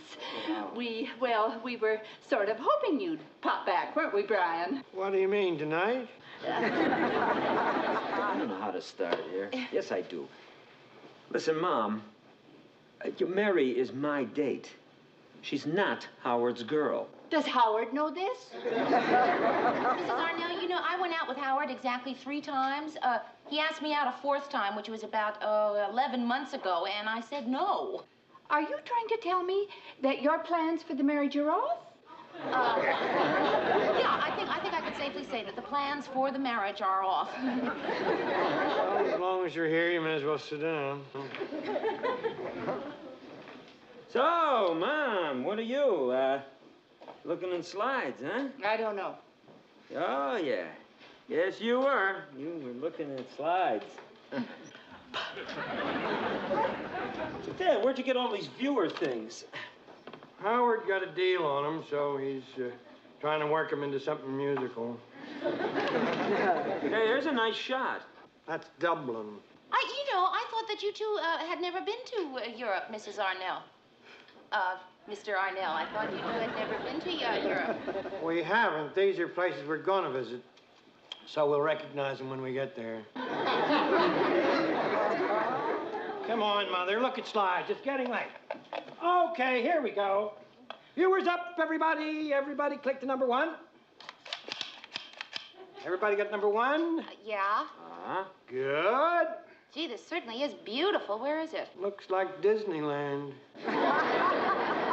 No, Dad. It's the Kremlin. Well, we're not going there. Number 2, everybody click to number 2. You can click all you want, but I'm not going. You're not what? I'm not going to Europe, Brian. That's all, period. What are you, crazy, Mom? What do you mean you're not going? She's going. Click to number 3, everybody. Number 3. Click, click, click, Brian, but I'm not leaving my 2 sons alone in America with that. Well, I'm just not leaving my 2 sons alone in America. Oh, Mom. Mrs. Arnell. I don't want to discuss it. No, Mrs. Arnell, really. I mean, I don't have any designs on your sons. I mean, Howard and I never did have any kind of relationship, and Paul and I are just on our first date, so, we don't even know how we feel about each other, so go. Wrong. Speak for yourself. I know how I feel about you. I'm crazy about her. 4. Everybody click to number 4. That's a nice clear shot, isn't it? That's Paris. Wait for me, Brian. Let me catch up. All right. Now, this thing here, of course, is your Eiffel Tower. Wouldn't Howard love to see this? I miss him already. Well, maybe you could take him with you. 7. Everybody, let's click right on to 7. Everybody got number 7? Yep.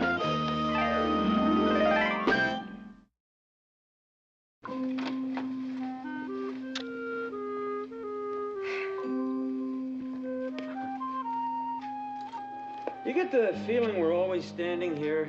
Yeah, well, sort of, yes. Well, here we are. Do I come in? Do I say goodnight? Do I talk a lot to cover my self-consciousness? What?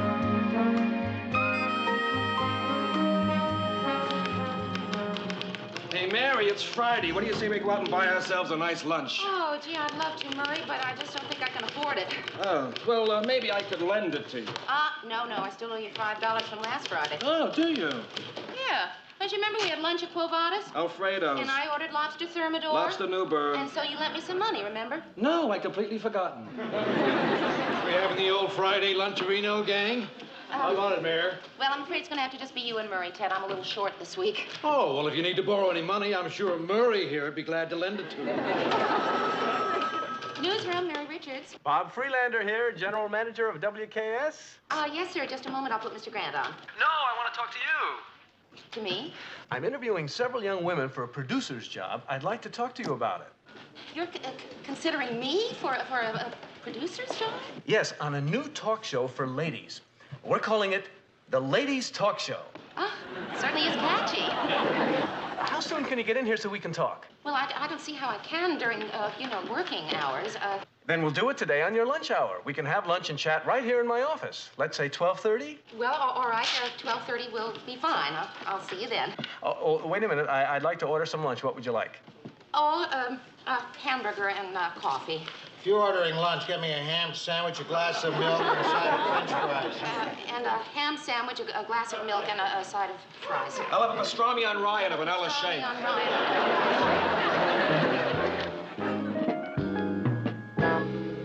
Is it good news or bad news, Mary? Phyllis, since when do you greet bad news with champagne? Champagne, Mary! I didn't know they even made it in Idaho. So, what's the news? So, the news is that I have been offered a new job. To produce a women's talk show at another television station. Mary, Yes, producer! Oh, that's terrific! It means a lot more money. It means my own office and a private secretary. Hey, and you'll meet new guys, and you'll be able to afford a whole new wardrobe. Right? And I don't want to do it. Oh, yeah. Money, guys, glamour, who wants that? If you don't want the job, then why the champagne? Because I'm going to have to take this job. I can't afford not to. So I am trying to convince myself that I'm really happy about it.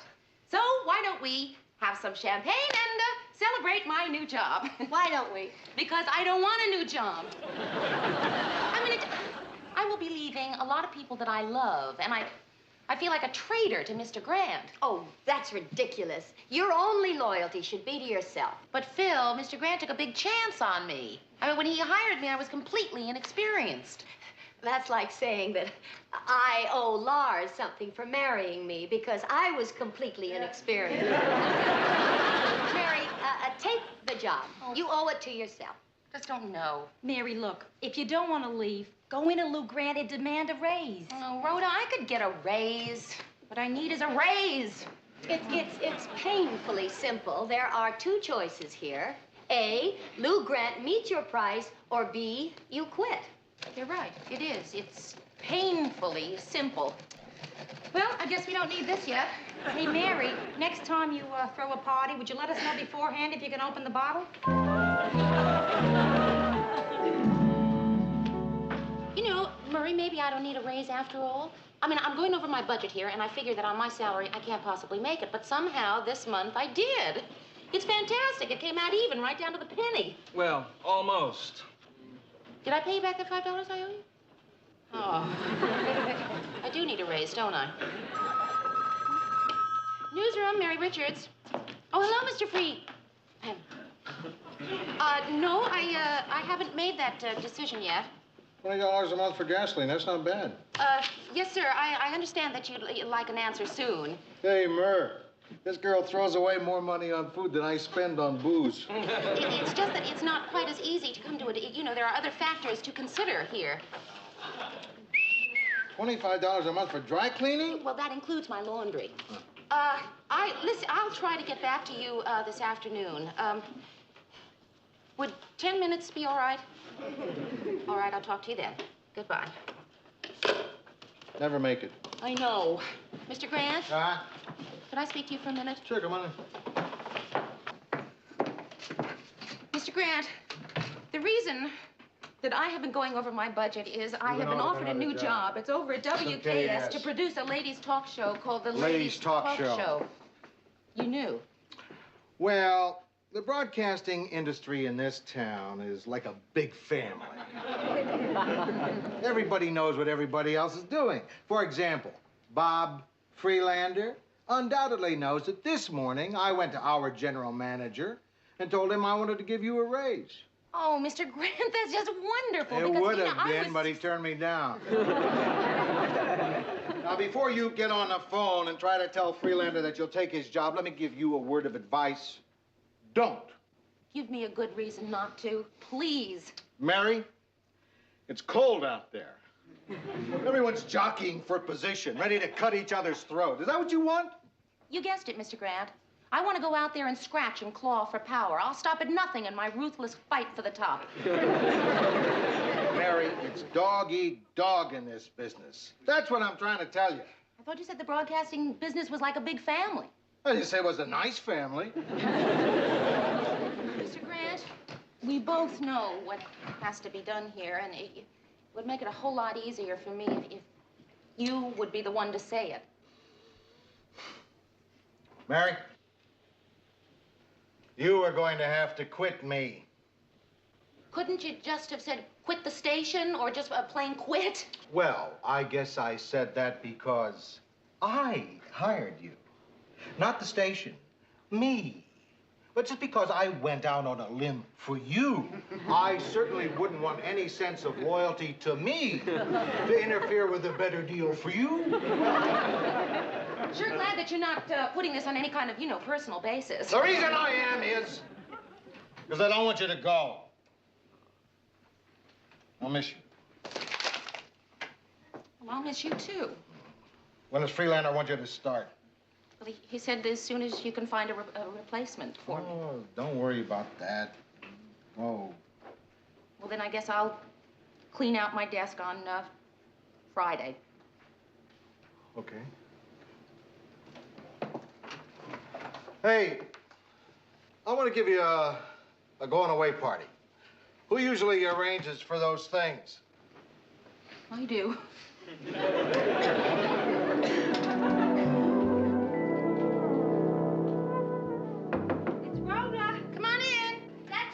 Yes, Phyllis, yes. I am going into Mary's apartment, yes. She doesn't miss a thing that goes on in this entire building. Hey, Mary, I just washed my hair. Can I borrow your dryer? Oh, I'm sorry, Rhoda. It's broken again. Well, listen, soon the money will start pouring in from your new job, and we'll be able to afford a new one. Can I borrow your stove? Yeah, sure. It beats trying to dry your hair over a hot plate. Hey, Mary, were you in bed? I'm sorry. No, listen, I tried to go to sleep, but I just couldn't. I guess it's because of the new job. Well, possibly because it's only 8:30. Yeah. But I was sitting around here thinking about leaving the newsroom tomorrow. I got myself so depressed, I decided I'd just go to bed. Yeah. You know what hot milk tastes like? Hot milk. Sure. I'm an expert on the stuff. Did you know that the first man to drink hot milk invented the word yuck? Hey, come on, kid. Let's just talk, huh? Yeah, good. Anything. I just don't want to think about that new job. All right, what do you want to talk about? They showed me my new office today. Outside it, there was this bunch of girls all laughing and giggling and having fun. And there I was inside my private cubicle, practicing sitting behind this big desk looking like an executive. Felt like Rosalind Russell. It's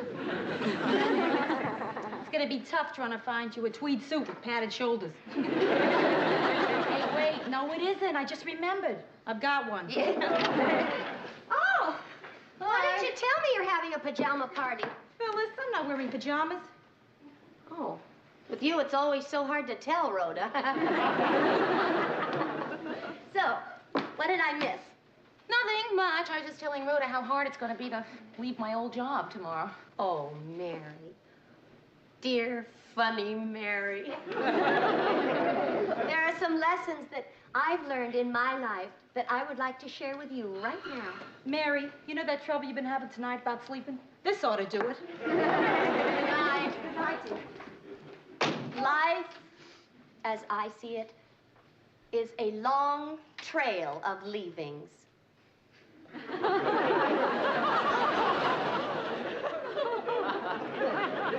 What I mean is, you leave school, you leave home, you leave jobs. Phyllis, leave me alone. You know, I know what you're getting at, but it's not going to help me. Yes, it will, Mary. It will if you just let me explain it to you the way I explained it to Bess. But Phyllis, I'm not 12 years old. Last year, she had this marvelous opportunity to go to camp, but she was miserable about having to leave, just as you are. I mean, the situations are so analogous, it's astounding. But I explained to her the fun she'd have doing new things, making buttons out of walnuts, short-sheeting the counselor's bunk. Phil, Mary, not only that, but making new little friends. An adventure. It'll be the same with you, Mary. An adventure. You'll see. Everything will be just fine. but I don't want to go to camp. Hi, guys. What are you doing out of bed at this hour? Well, Murray asked me to come in early. Yeah, I wrote a farewell speech to Mary to close the show with tonight, and I figure if Ted studies it all day, maybe he can do it on the air tonight without a goof. Mary's still not here. I'm going to have to make these party arrangements myself. Murray, you're going to have to help me make some phone calls. Anything at all I can do, Lou. Ted, I've been asking myself that same question about you for years now. Who do you want me to call? Let's see. I want this to be a party to remember. Get a large punch bowl and get me a distillery and 2 lemons. I want this to be big. By the way, Ted, you haven't kicked in yet. How much is this going to cost? It's going to be up there, maybe into 2 figures. 2 figures? I don't know why every time we turn around we have to throw our hard-earned money away on some frivolous party. What about flowers? Flowers, too. Let's see, distillery, punch bowl, lemons. What time would you like the Minneapolis Symphony to arrive? Here's $5, Murray. Take Christine out of that and give me the change later. This desk will never be the same. Yeah, I know. Mary's old desk. Maybe we should retire it. You know, like they do football players' jerseys. Where is she anyway? Isn't she even going to show up on her last day? Well, the girls from sales took her out to a farewell champagne breakfast, and at noon, the guys from promotion are buying her a farewell drink and lunch. And she's going to be snockered before the party. Yeah. Newsroom? No, Miss Richards isn't here. Who's calling? Oh, hi, Freelander. Lou Grant? Yeah, I'll have her call you. Maybe. Hey, Freelander. You got yourself a good girl.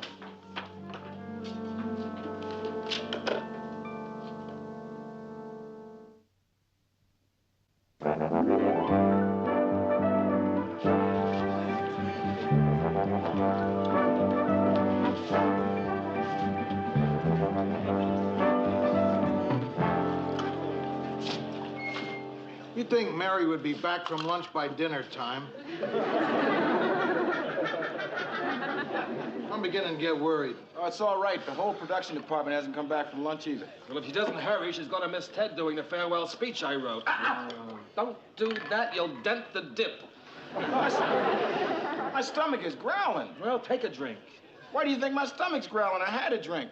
I gotta have some food, man. This punch Lou made is gonna eat right through my stomach. Well, you can't eat. I want everything to look perfect for Mary when she gets here. Lou. Huh? What is that shriveled up little thing doing in the punch? 5 minutes ago, that was a fresh gardenia. Hey, here it is. How Mary's gonna miss it. Hey, everybody, here's the farewell speech. Gather round. Tonight, for my sign-off, in place of my usual droll anecdote, I'd like to get serious for a moment. The associate producer of our 6 o'clock news is leaving our friendly fold for greener pastures. And it is with mixed joy and sadness that we view her exodus. So all of us here at WJM wish a bon voyage through the ocean of life and the best of luck to our own Mary Rickards. Richards? Her name is Richards. Well, it's my fault. It's all my fault. Why your fault? Well, I wrote the whole speech out phonetically except for Mary's name. How did it sound, boys? Rickards! You said Rickards! I don't get your point, Murr. Her name is Richards. Now I get your point. Hi, guys. Hi, Mary. Hi, Murray. Hi, Mary. Hi, Ted. Hello, Mr. Lou.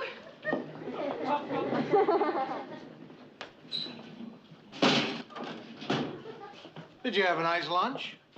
Oh, you know. All I know is that the service must have been rotten. You've been gone for over 6 hours. Is there anything new around here that I should know about? Not much. Your new boss called.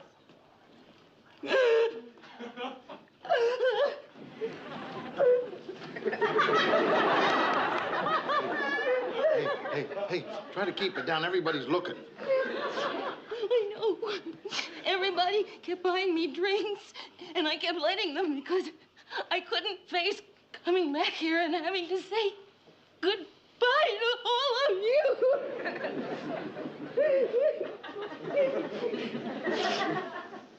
I will be just fine. Just give me a moment alone. Don't worry. I will not embarrass you. You good old boss. It's gonna be some party, baby. I'm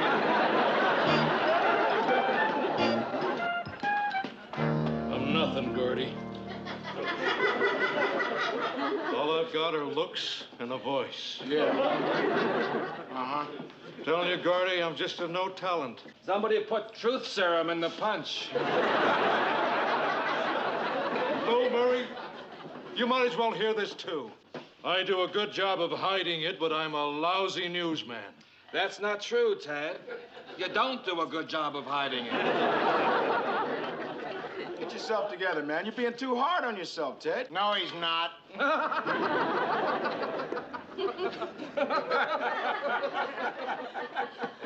Oh, just a wonderful bunch of wonderful guys. Mm-hmm. She really picks up a party, doesn't she? I should have stayed with what I started out to be. The only thing I ever really wanted to be. A male fashion model.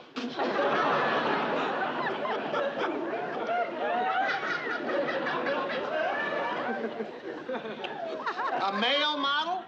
Well, if he wants to be a model, I guess that's the best kind to be. I used to look at glossy pictures of those guys in the ads, standing there like this.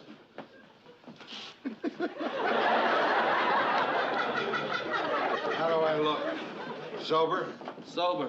I think it's happened. What's happened? I've built up an immunity to booze. Lou, Gordy. Yeah.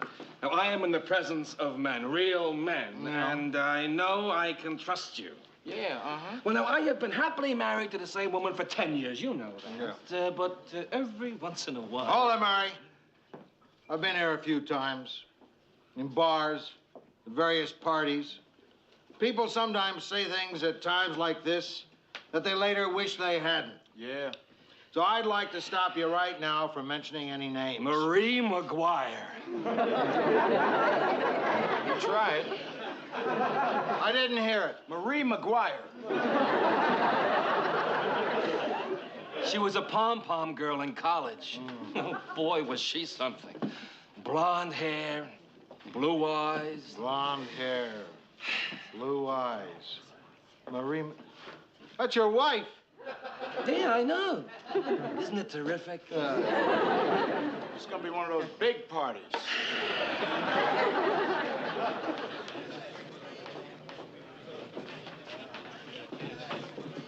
Where are you going? Well, it's getting late, and I just thought I really couldn't face any final goodbyes, so I was planning to call everybody individually, you know, next week, and... Well, I figured if I stayed any longer, somebody would probably start singing... For she's a jolly good fellow. Oh, for she's a jolly good fellow. For she's a jolly good fellow. I can't sing either. Speech, man. Come on, let's hear something. Say a few words. I don't know what to say to tell you how I feel. You know, except to say that I'll never forget any of you. Of course you won't. We'll be seeing each other all the time. Well, that's right. We will. We'll be seeing each other all the time. Lunch together? Lunch together. We will. Every week. Every week we will have lunch together. I don't know who I'm trying to kid. I've been to enough of these things to know that people say they'll get together, but they never do. The minute I walk out that door into your dog-eat-dog world, that's the last time I'll probably ever see any of you. Well, except for Ted on the news. Or in a fashion magazine. So, anyway, I just want to say thank you and bye. So, come on, everybody. This is a party. Everybody's supposed to be having a very good time. I know I am. Barry, come into my office. Excuse me. Sit down. Mr. Grant, I'm awfully sorry. You gave me this beautiful party, and I put a damper on it. You didn't put a damper on it. You dropped a bomb on it. But I don't care about that. I'm gonna meet Freelander's offer. Come on, Mr. Grant. The general manager already turned you down once. Yeah, but I didn't threaten to quit yet. You'd quit for me? No. But the general manager doesn't know that. So, let's call Mr. Freelander and tell him to find somebody else for that job. You mean right now? Of course now. Hello, Mr. Freelander? This is Mary Richards. Would you hold on just a minute? Mr. Grant, I'm so glad I can't think. Hey, hold it down out there! Mary's on an important call. Mr. Freelander, there's been an interesting little development here. Listen, I know I haven't actually started to work for you yet, but I quit. I think she's going to stay. Well, Mr. Grant has met your offer, so I've decided to stay right here. Oh, that was just some friends of mine. Yes, sir, I do realize what I'm doing. Yes, Mr. Freelander, I have given the matter a great deal of serious thought.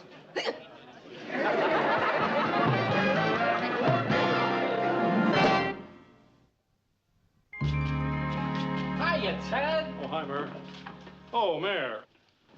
I just want to personally tell you how pleased I am that you decided to stay. Oh, thank you, Ted. It was a lovely party, wasn't it? The best. We all chipped in, you know. Oh, did you? Yes. Well, I was thinking that since it was a going-away party for you and... On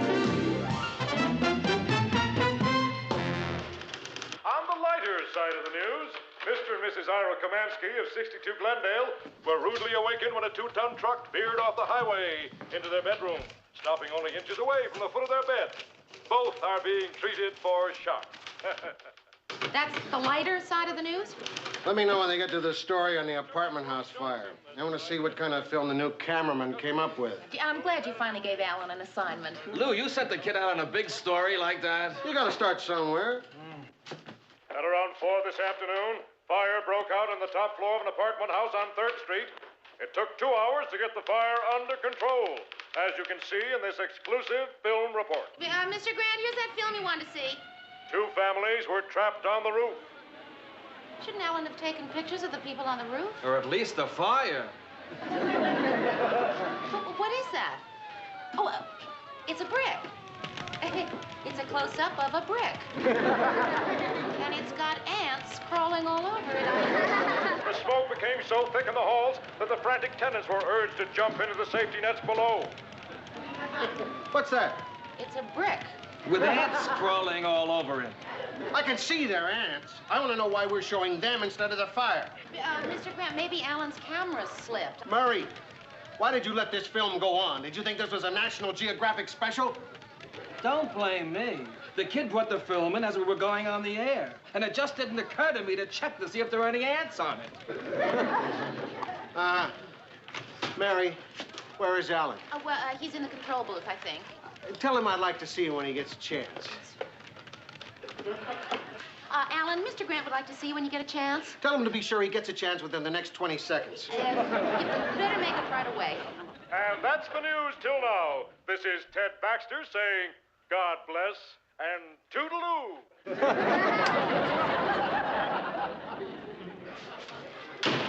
Did he like it?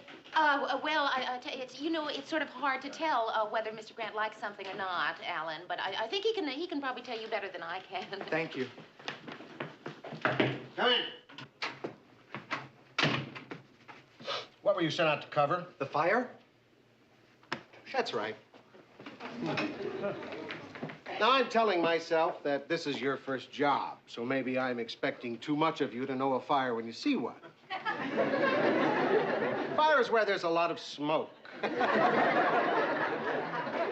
Fire is what those big red trucks are usually parked in front of. Fire is red and hot, and the fire is news. I know what a fire is. Okay. I know what happened. You put the wrong lens on your camera. You thought you were shooting the whole building, but you were getting a close-up of the ants. It was an accident. It wasn't an accident. What? Well, I was making a comment by showing the ants. You did that on purpose? I was showing how just a few feet away from the fire, life goes on.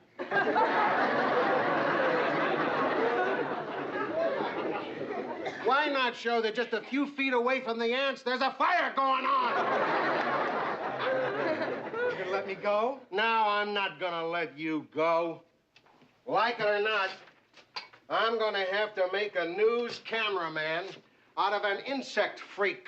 For one thing, I'm short a cameraman. For another thing, well, you know. Okay, if that's what you want, I'll give you film like the rest of the news shows. I'd like that. We've never had film like the rest of the news shows. And another thing, you're on call around the clock.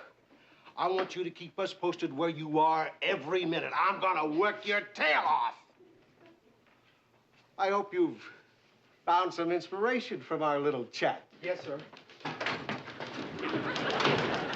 Hi.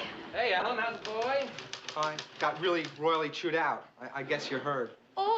Oh, did you? No, you can't ever hear what goes on in Mr. Grant's office. No, my machine makes so much noise. Hey, Mary, has my wife called? No, not yet, Mr. Grant. So, listen, you got chewed out. We've all been through the same thing, right, Ted? Right. So don't worry about it. Say, how'd you like to come home with me and have dinner with my wife and me tonight? Oh, no, thanks. Thanks anyway, but... Okay. Good night. You shouldn't be alone, kid. What you need is some company. Now, I've got a manicure. You want to come and watch? Oh, maybe some other time. Thanks anyway, Mr. Baxter. Good night, Mayor. Good night, Ted. Well, Hal and I was going to invite you over to my place for dinner. Great. Is 7:30 all right? Yeah. Hi. I thought I heard you. Oh, I didn't realize I was setting the table so noisily. Mary, have you by any chance seen Bess? She's late coming home from a Girl Scout meeting. No, I haven't. Not that I have to know where she is every minute, but she is 20 minutes late. Uh-huh. Are you having Rhoda for dinner again? No. Oh, I see. But you have a place setting for two. Yeah, that's right. You see, sometimes I like to switch places in mid-meal. You don't want to tell me. That's quite all right. You're entitled to your privacy. I don't care who you're having for dinner. Since I don't care, why don't you tell me? It's just a kid who's new at the office, and he had a run-in with Mr. Grant today, so I thought I'd bring him home for dinner and try to cheer him up. Oh. Hi. I'm defrosting and I need some ice cubes. Yeah, sure, help yourself. Have you seen Bess, Rhoda? She's late getting home from a Girl Scout meeting. Hey, maybe she's trying for her staying out all night and not telling Mommy merit badge. Not that I'm concerned, mind you. I believe in giving a child her independence. Hi, Alan, come on in. Alan, I'd like you to meet my friend, Rhoda Morgenstern. Hi. Hi. This is Alan, Stevens. Alan Stevens, and this is Phyllis Lindstrom. Ma'am? Excuse me just a minute. Call me Phil. Everyone does. I don't. A lot of my young friends call me Phil. Okay, Phil. Some of her really young friends call her Ph.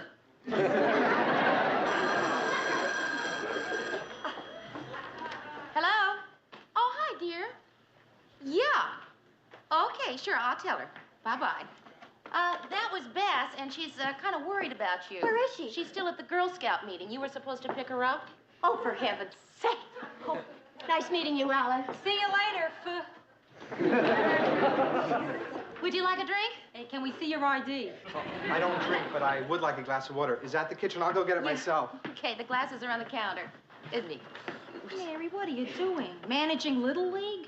No, he's just a sweet kid, and he kind of had a rough day at the office. Uh-huh. How old is he? 22, 23, I think. I don't know. That's okay. Nothing wrong with going out with someone 23. I've done it myself. I was 15. I'm just getting some ice. I'll help you. That's okay. I think I can get an ice tray out by myself. No, really, I insist. Hey, where were you when I had to lug my old stove down to the basement? Oh! Hey, kid, keep both hands on that ice tray, huh? I'm sorry, my hand slipped. Next time this happens, I'll press charges. You know that shy kid in there? He's not really all that shy. Hey, Mary, it was an accident. I mean, I hope you don't think I'd fool around with one of your friends, or one of anybody's friends. No, of course not, Alan. No, it just... Rhoda's just overly suspicious. She's from New York.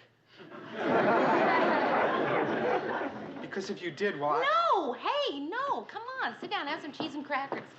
The funny thing is, she's not even my type. Well, no, of course she's not. I mean, she's a little older than you are, like I am. Yeah, but I wouldn't mind fooling around with you. Can I take your coat? And your shoes? Oh, I just felt at home. Well, good. Nice couch. Does it fold out? I mean, for you to sleep on. You know, Alan, I think that somebody may have gotten the wrong idea here. You want me to go home, is that it? No. When I want you to go home, I'll say, Alan, go home. I just think that there may have been a, Don't worry, nobody has to find out. Alan, go home. But then you'd be all alone. Yeah, that's right. You don't want to spend another one of those lonely nights, do you? Well, what are you smiling at me like that for? Because you're cute. You really think that because I'm 30 and single that I'm desperate, right? No, I meant that I find you very attractive. And what does age have to do with anything? Well, Alan, I'm really very flattered, but age has everything to do with it. I mean, look, if I were 19 or 20, you'd be 11 or 12. Anyway, you see what I mean? So come on, let's have dinner. You mean you just got me up here for nothing? No, I got you up here for dinner. Is that nothing? It sure is. Good night, Mary.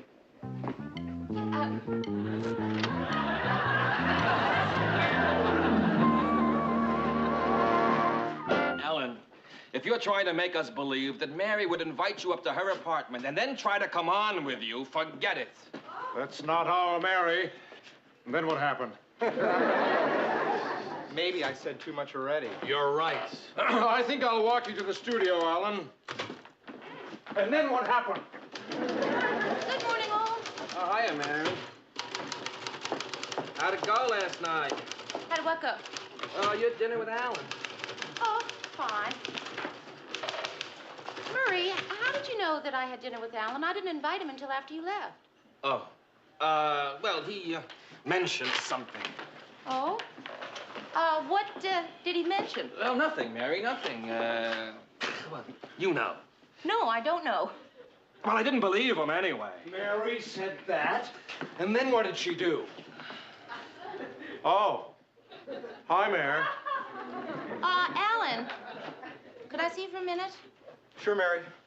Alan, I would like you to tell Murray in front of me exactly what happened last night.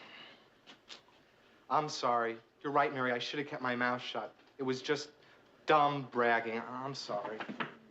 Brag! Alan, you... Oh, Murray, you... I would know it. Nothing. It was... Oh, Ted.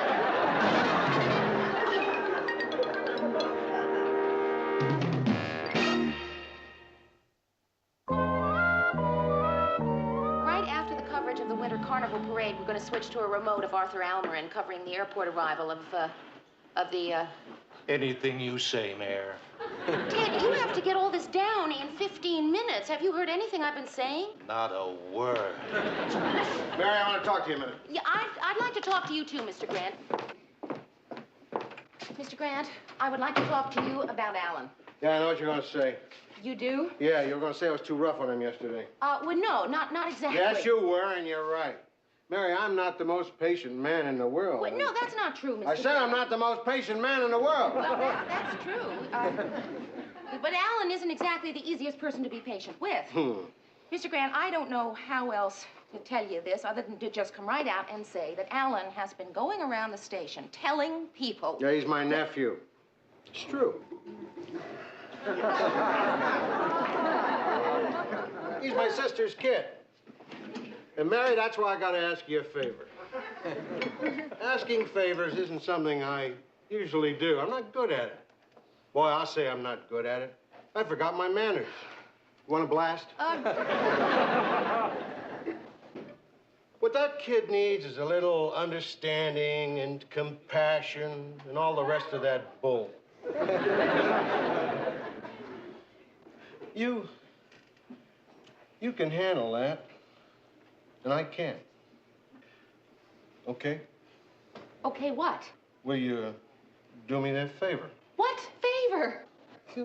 Boy, I told you I wasn't any good at this. I don't know how to ask for favors. I can't do it. Forget the favor. Okay. I'll make it an order. I want you to be understanding and sympathetic and compassionate to that kid. You got it? Oh, Mr. Grant, if it were anybody other than Alan... If it were anybody other than Alan, I'd fire him. You see, she's my only sister. And I owe her something. Oh, all right, Mr. Grant, I'll do my best.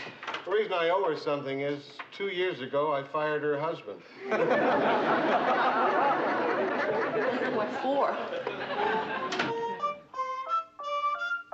Now, let me tell you the worst part. Mr. Grant told Alan that I volunteered for the job. So you can imagine what Alan thought. So tell him you didn't volunteer. I told him. He didn't believe me. He asked me what time I wanted him to come over tonight. So you should have told him you don't want him to come over tonight. I told him, and he said, how about 8:30?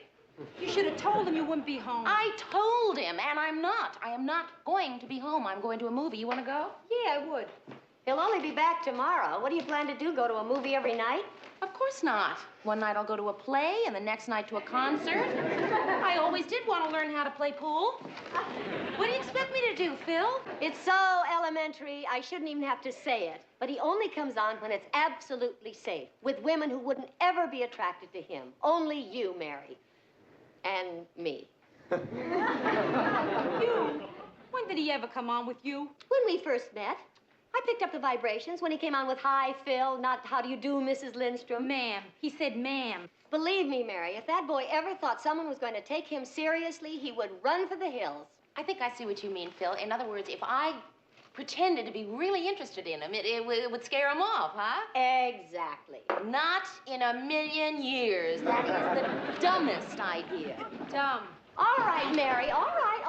Let people give you a lot of modern ideas on how to handle this. As for me, give me good old-fashioned common Freudian psychology anytime.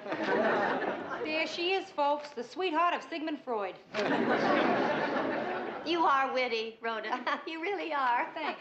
How much fun it must be for the other girls on your bowling team. Do you find a movie for us to see? Yeah, let's go to the Crestwood. Okay. If we're going to the show, I think I'll go upstairs and change. Wait, I want to go with you. I'll wash the coffee cups, Mary. Oh, would you, Phil? Great. I don't want to take a chance of being here in case Alan arrives. Mary, you wouldn't think my idea was bad if you read my copy of Post-Adolescent Social Trauma. Well, fine, I will. Lend it to me sometime. I lent it to you 6 weeks ago. You did? Yeah, and that whole batch of books I brought up for you to read. She figures if you study hard enough, anybody can become a loony.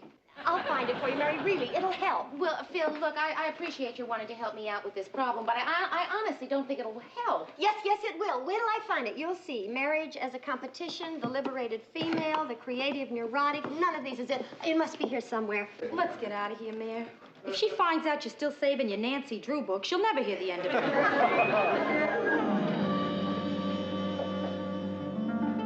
Hi. Oh, hi. Is Mary here? She went out. Oh. Alan. Yes? Why don't you come in and wait for her? Okay. I don't see how she can say it's a dumb idea. It's right here in black and white. What is? Nothing. Is she gonna be right back? No. That makes you nervous, doesn't it? No, why should it? Well, because you're alone with an attractive, mature woman. Now, doesn't that make you nervous? Uh-uh. Well, of course you're not nervous because you feel safe. Because you know that a person like me couldn't possibly be interested in you. If you're not, why'd you call me back in here? That's right, Alan. You're right. I am interested in you. I find you terrifically attractive.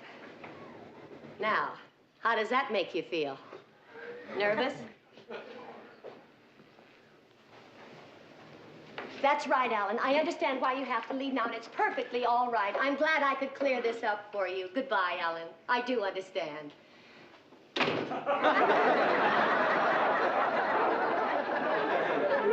What I don't understand is why you're on this side of the door.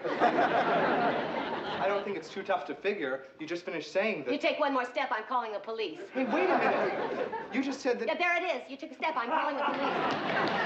See, I'm picking up the phone. I have it in my hand. See, I'm dialing the police station right now. It's ringing in the police station. The desk sergeant is picking the phone up right now. Hello, Mary?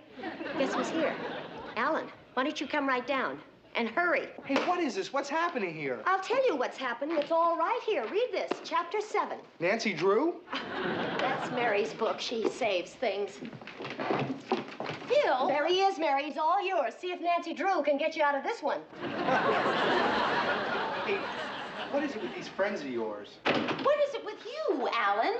Why don't you find a girl your own age? You don't know? Well, what's the use? Pardon? I said, what's the use? I don't have a quick comeback to that question. I'm a phony. I'm not a man. I knew it since I was 12.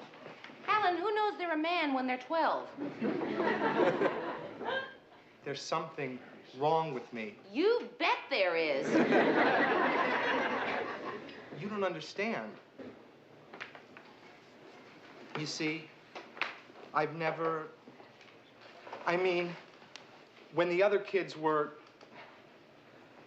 I wasn't. Well, I'm awfully sorry, Alan, but I don't see how You don't know what can... it's like to feel like you're the only virgin in the whole college. Well, as a matter of fact, I do.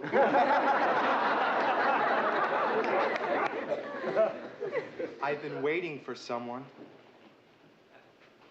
Someone kind and gentle and compassionate to help me find myself. Well, Alan, couldn't you find a nice girl your own age to help you look?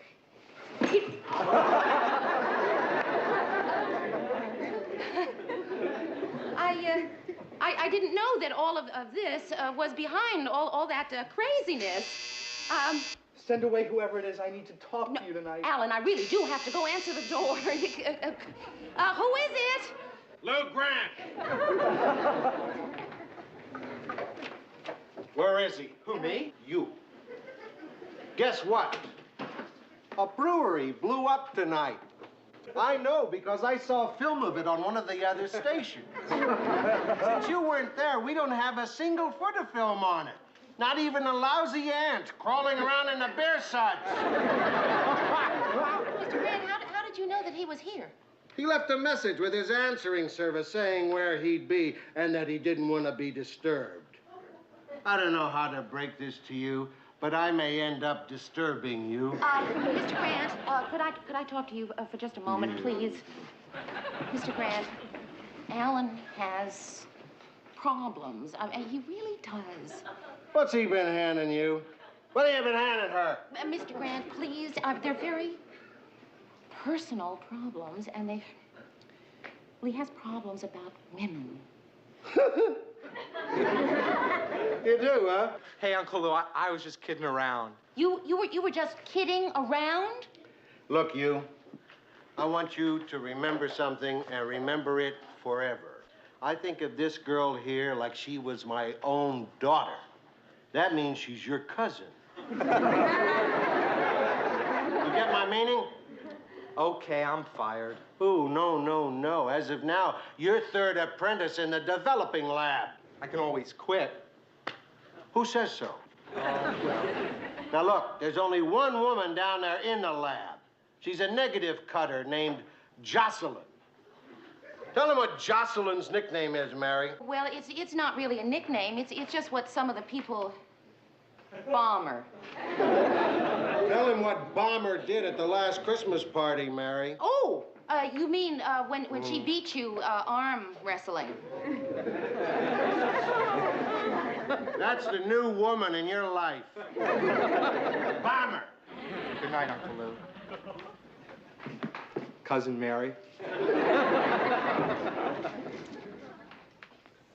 Hey, I want to apologize. I mean, he's my family and all Mr. that. Grant, no, please. There's no need. I understand. Look, every family has someone like that. No, you don't understand. In my family, he's the cream of the crop. Good night, Mary. Good night, Mr. Grant.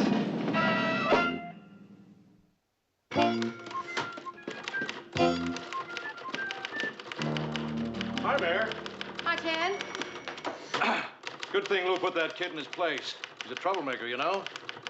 He was even beginning to spread rumors around about everyone, even you. Oh, really? Not that any one of us believed a word of it for a minute. Well, that's certainly good to know. You know, Mayor, you've worked here quite a while now, but I don't feel we've ever really...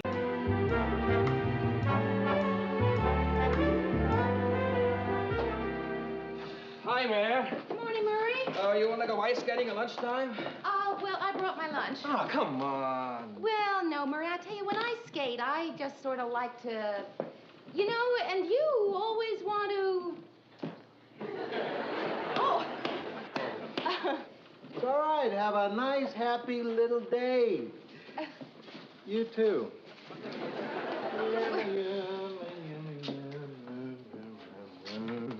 Yes? Something wrong?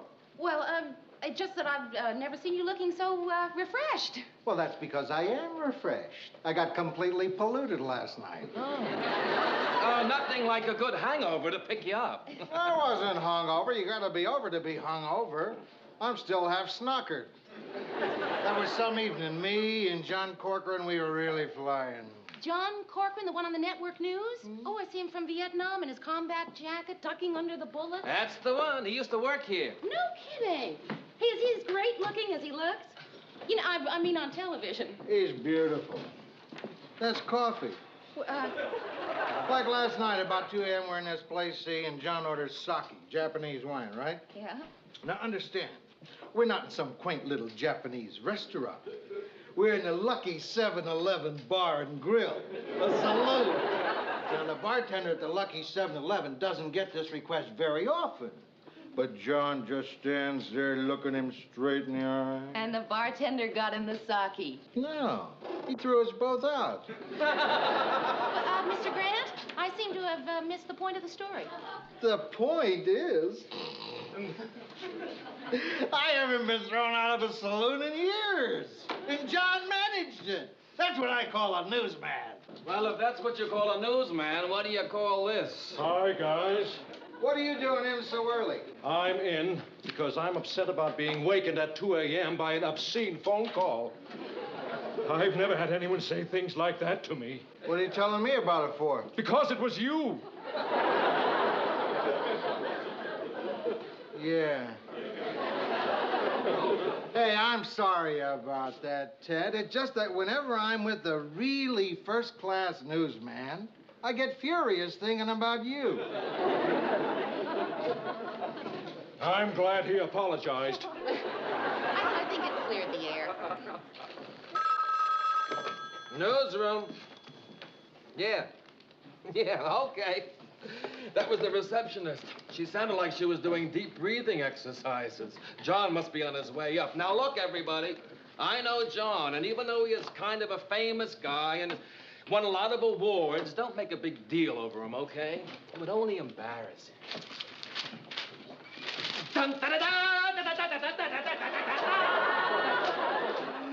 still can't say hello like other people, can you, Murray? You see, what did I tell you? He's embarrassed. How are you? What are you doing up this early? Don't you remember, Lou, last night we were sitting on the curb in front of the Lucky Seven? You said I could use my old desk if I needed it. But it's occupied. Oh, was this... Well, all the desks are occupied. I mean, I never use mine. I'm Mary Richards. John Corcoran. You gonna be around later? I'll buy you a sandwich. Fine. Maybe we can get thrown out of a luncheonette. No, you can't, Mr. Grant. You're having lunch with the sanitation commissioner. Oh, yeah. Talk about garbage over lunch.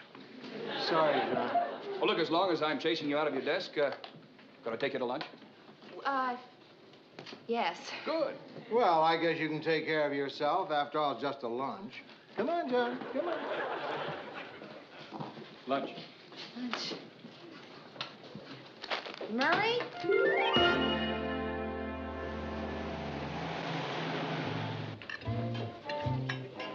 This is very good fettuccine. You sure you don't want to try it? No, thank you. I've got this little meat patty here. John? What? I lied. I want to try your fettuccine.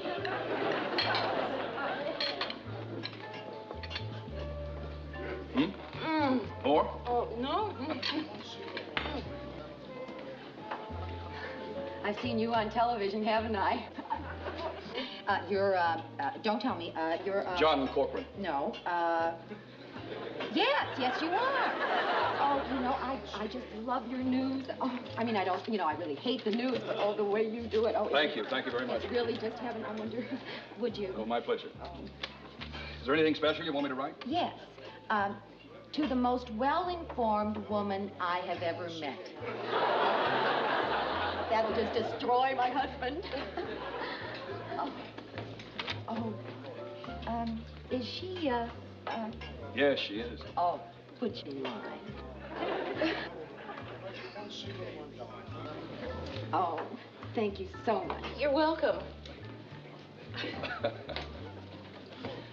I shouldn't have done that. What's the harm? Well, I didn't want to disappoint her, so I wrote the first name that came into my mind.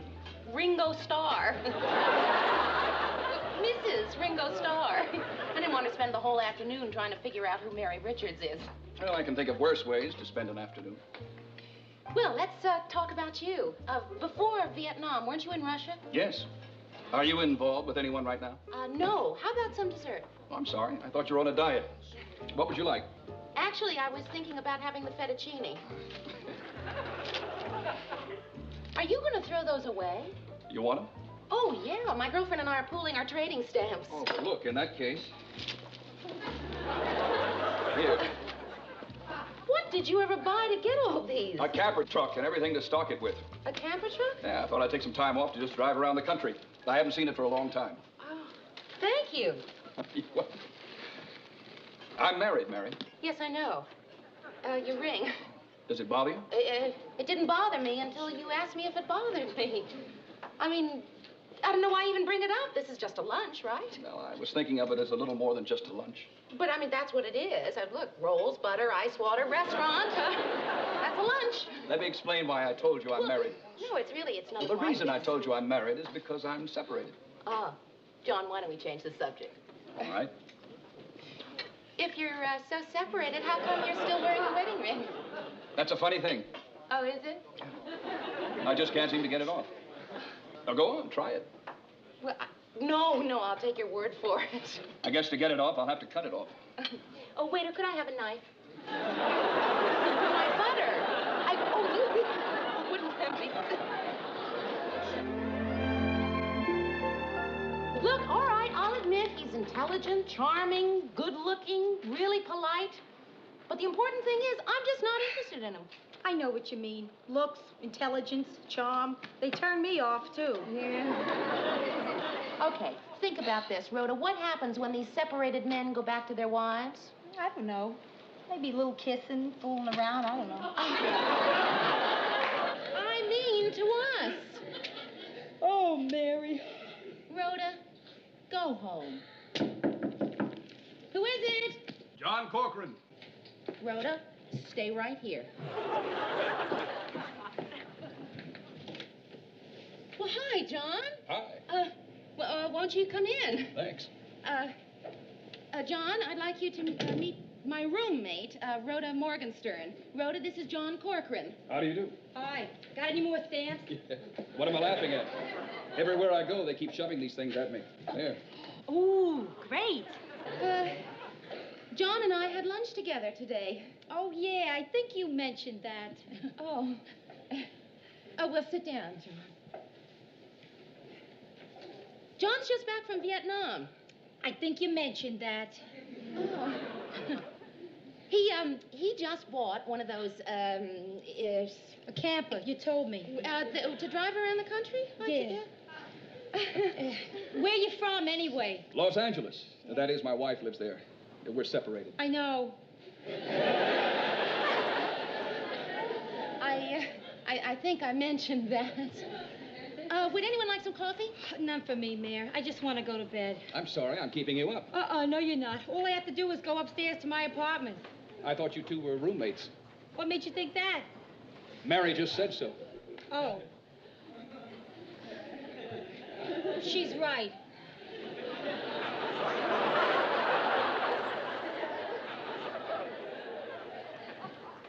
John, how do you take your coffee? Black. He took it black at lunch.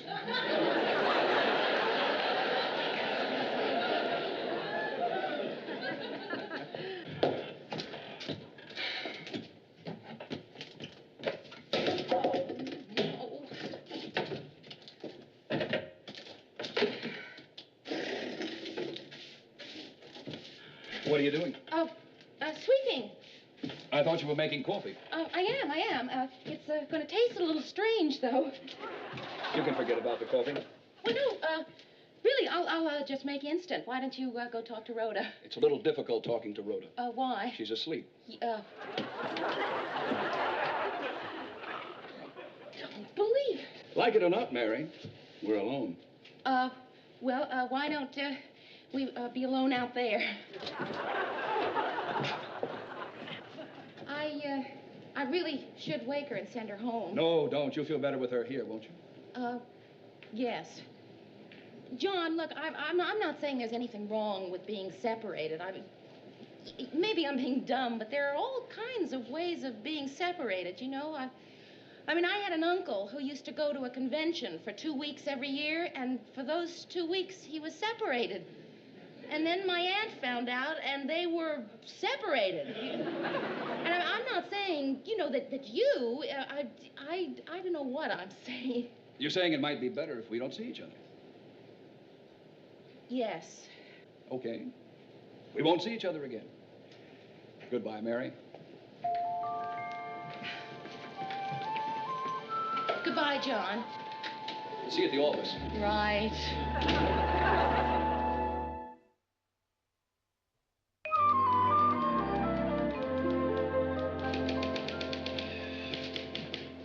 What are you working on? I think there might be an idea for a good documentary in this. America by someone who hasn't seen it for 3 years. Who? Jimmy Hoffa?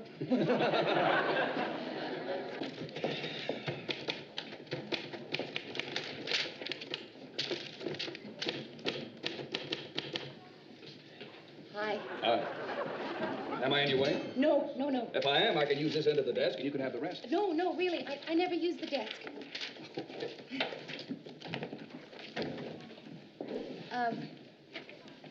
Excuse me. My labels.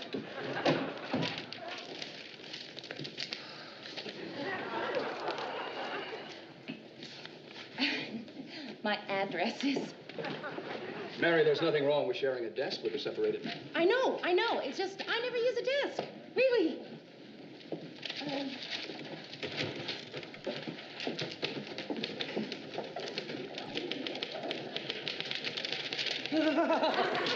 I'm working against the deadline, and you're putting labels in my typewriter.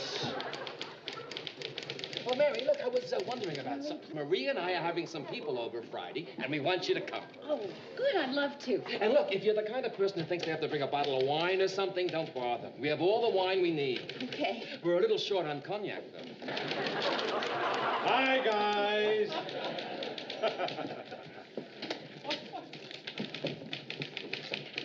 Hey, Johnny. Don't get any ideas about taking over my job. A sincere-looking chimp could take over his job. What's that, Murr? I said a sincere-looking Ted. My wife and I are having some people over Friday night, and we thought maybe you'd like to come. But gee, Murr, Friday tonight I tape Sunday's News and Review. Shucks. Sorry to disappoint you. Good evening, good evening. This is Ted Baxter. Baxter. He's never been able to figure out why we always have our parties on Friday nights. Mary. Hi again. Yes, sir? Sit down. Did John say anything to you? About what? He asked if I could spare you to help him on some research, and I said okay. He asked you for me? Mm-hmm. No. Huh? No, sir, I can't. We seem to have a little misunderstanding here. What I just said was not a request. He's a friend of mine, and he needs some help, and I want you to help him. Is that clear? Yes, sir. Then I expect you to help him. No, sir, it would make things very uncomfortable for me. Why? Oh.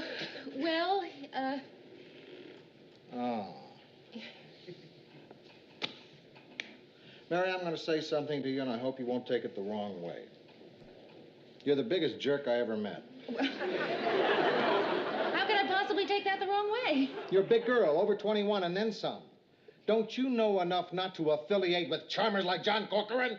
I didn't affiliate with him. We had lunch, just one lunch. I've seen him mess up 3 or 4 women's lives during a coffee break. You keep away from him. That's what I'm trying to do, but you're making it very hard for me. I have to share a desk with him. Now you want me to... All right.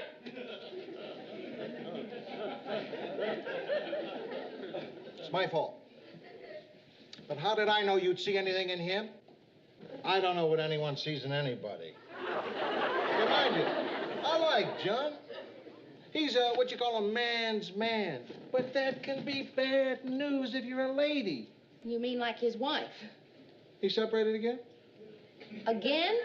John and his wife had more reunions than the Whiffenpoofs. Well, listen, maybe he's being straight with you. One of these separations has to stick. Well, thank you very much, Mr. Vamp, but it really has nothing to do with me. Good girl. Not that he's a bad guy. When I think of the times I've sat on a bar stool and sopped up his stories. Oh, there was this girl in Chicago.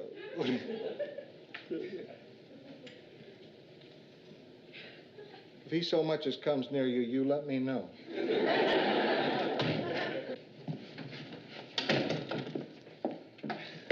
Again. Mary, it's disaster time. What? They're preempting Sunday's News and Review for that Washington press conference. The president? No, the Attorney General's wife. And that means Ted can come to my dinner party. Murray. Maybe he'll get lost. Mary, did Lou talk to you about... Oh, about my working for you? Yeah. Well, yes, but he decided that I have too much to do, so sorry. Okay. I'll see you Friday night, though. Well, John, I'm going to be busy Friday night. I really am. I'm going to Murray's house. So am I.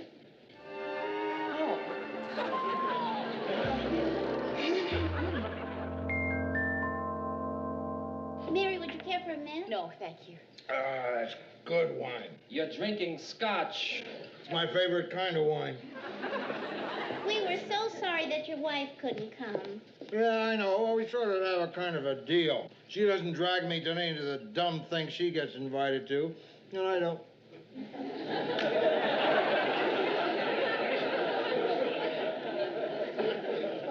I think I'll have some more of that Scotch wine. Ted, it's so nice seeing you outside of the office for a change. Yes, well, some celebrities don't like to socialize with their coworkers, but I feel it's good for morale. Oh. You're not talking to me. Well, certainly I'm talking to you. Of course I am.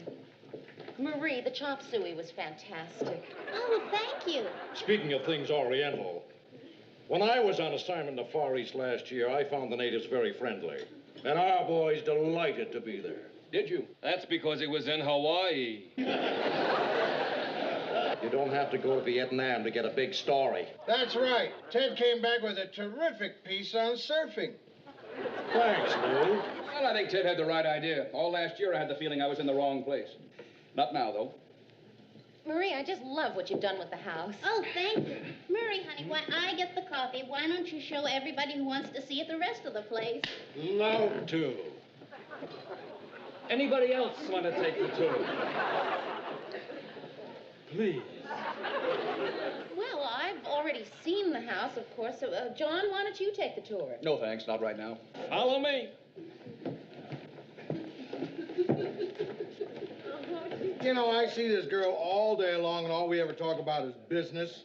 So for a change, I'd like to talk to her about something else.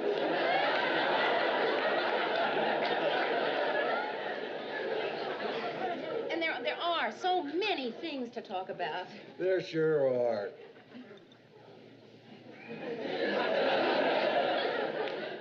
You get those books out of research that I had you? Yes, sir, I did.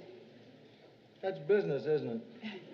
But then what's wrong with talking about business? I think I'll go join the tour. I'll see you soon. Don't miss the master bathroom. It's the highlight.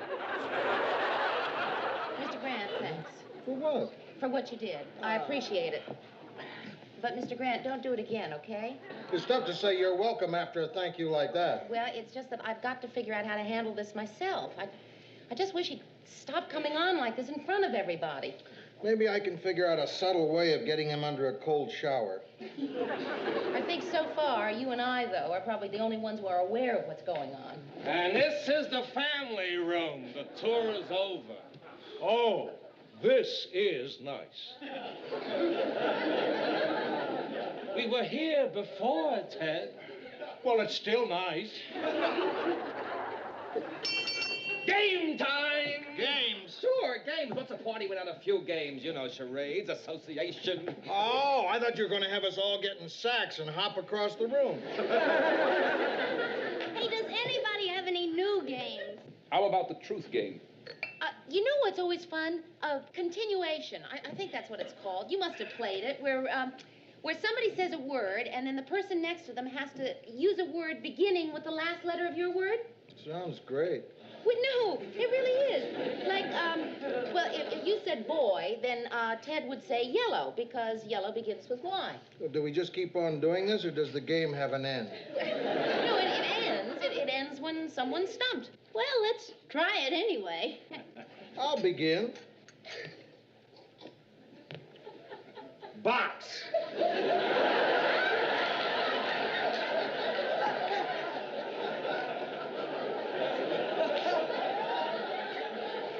Well, let me see if I understand this. I have to say a word that begins with the last letter of your word. X. X. Game's over. John, what was that truth game you mentioned? It's very simple. We each make a statement about ourselves. Then it's up to everybody else to guess if that statement is true or false. And the whole point is to make your statement intriguing. That way you get an idea of what people think about you. Remember, the whole point is to say something provocative. Let me try one. I think I'm in love with a person in this room. True.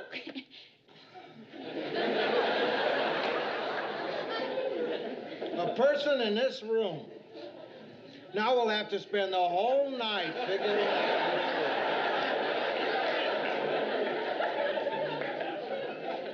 It's your turn, Mary. Okay. All right, my turn. I think that there is a person in this room who uses the word love like other people use the word hello.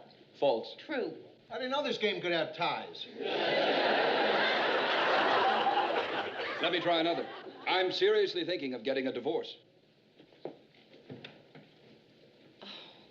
John, no, you're not.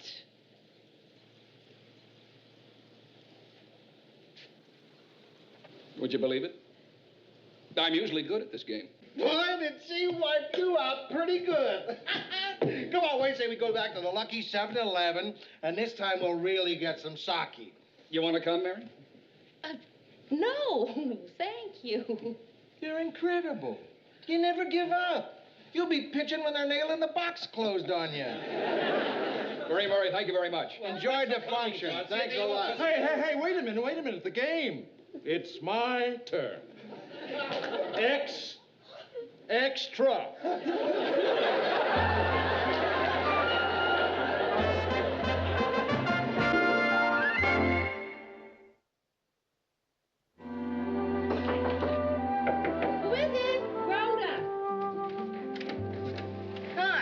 I was just coming in and saw your light. How was Murray's party? Well, it turned into a sort of farewell party. Oh, yeah? For who? John and me. You mean no more stamps? Oh, Mary, our partnership is just bomb. শুনেন কালকের খেলায় আপনি হারবেন বাবা confidence দেখছো মেয়ে যদি না হারছেন তাহলে কিন্তু বললাম এটা দিয়ে আমি আমার হাতে আপনার নাম লিখুন মানে তো তখনই বুঝবেন যখন এটা দায় আপনার উপর পড়বো সমস্যা থেকে ওই দিনকার তোরে হাত খরচে লেগা 5,000 টাকা দিয়েছিলাম আবার টাকা কি গাছে ধরে আব্বাজান আপনি তো কত টাকাই কামান 5,000 টাকা দিলে আপনার কি হয় আমি আপনার একমাত্র আমার মাইয়া তো আমার পিছনে খরচ করবেন না কার পিছনে করবেন আমার একটা কুর্তি পছন্দ হয়েছে ওই কুর্তি আমি কিনতে চাই কুর্তি মূর্তি লেহেঙ্গা ওড়না এসব দিয়ে তো ঘর বইরে গেছে হাঁটুনের বি জায়গা নাই মন চায় তোর এগুলা নাইজেরিয়া বুলগেরিয়া আর উগান্ডায় পাঠাইয়া দে আচ্ছা এত কিছু কিনার দরকার নাকি কি করতেছেন আব্বা একটা শখ করছি শখের দাম লাখ টাকা শখ যদি না মিটে তাহলে এই জীবন রেখা লাভ কি আপনি যদি আমার টাকা না দিচ্ছেন তাহলে কিন্তু আমি কয়ে দিলাম ব্লেড দিয়ে হাত কেটে নাম লেখা ফেলাম আচ্ছা ব্লেড দিয়ে এই কুর্তির লেগে হাত কাটানোর দরকার নাই আমি বাইরে যাওয়ানোর সময় তোর টাকা দিয়ে যাবো থ্যাংক ইউ আব্বা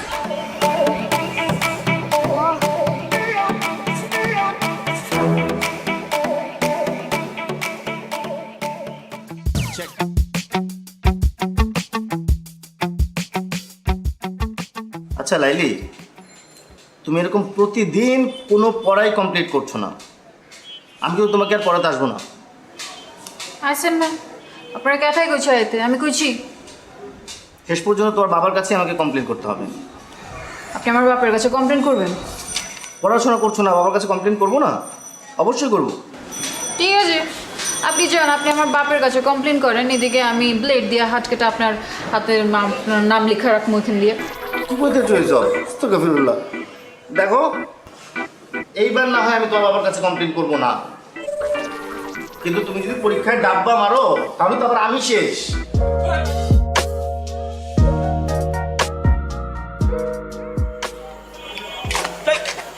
ও তুমি ডরাইছেন ডরাবো কেন মাগের এরকম আটকা মায়া মনে সামনে চলে আসলে তো একটু চিন্তা লাগেই আর কালকে আবার তোমার মামার সাথে চ্যালেঞ্জ বললাইছো শেষবার মতো চুল দাঁড়িয়ে আশ্রয় আসতে শুনেন কালকের খেলায় আপনি হারবেন বাবা কনফিডেন্স দেখছো মেয়ে যদি না হারছেন তাহলে কিন্তু বললাম এটা দিয়ে আমি আমার হাতে আপনার নাম লিখুন মানে তো তখনই বুঝবেন যখন এটা দায় আপনার উপর পড়বো সরেন আরে ভাই নাম লিখবা মানে কি মুসিবতে বললাম জিততে না পারে এখন 2 নাম্বারই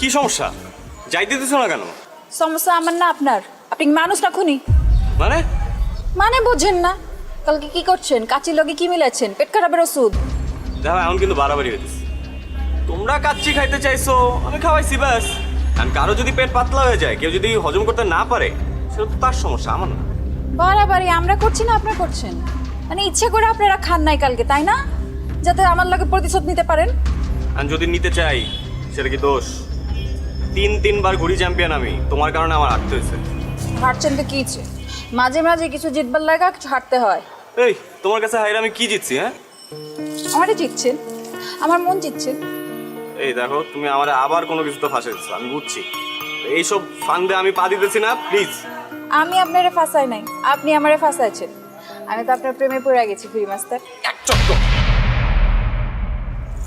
আপনি আমাকে মারবেন মারেন কাটতেও ফেলান, কিন্তু আমি আপনার ভালোবাসি, এটাই সায়েন্স। এর জন্যই তো সায়েন্সে মারো ডাব্বা। যতই অপমান করেন, শাদি তো আপনার আমার লগেই হইব। তোমার মতো মেয়ের সাথে শাদি দূরে থাক, প্রেম পর্যন্ত করতে রাজি নাই আমি। আর এইসব ব্লেড ফেড দিয়ে কোনো কাজ হবে না, আমি ভয় পাই না আর। দেখো চন্দ্র, তুমি কি করো।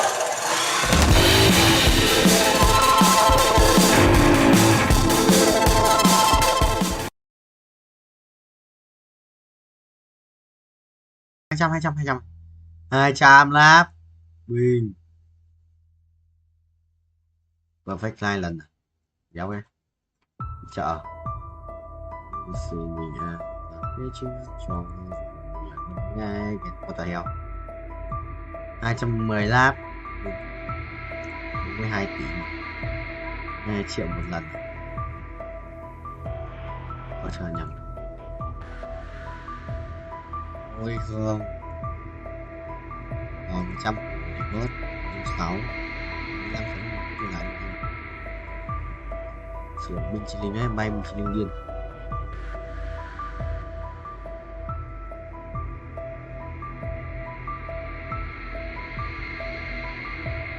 chương 8 này làm chi một cây đai máu nữa sử dụng 5 cái giáp máu à đây hả một bên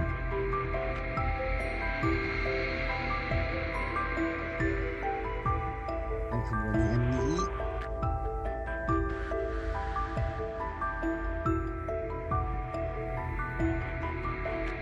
phải đấy nhưng mà xếp sai bên khác bạn xếp đúng bên là thắng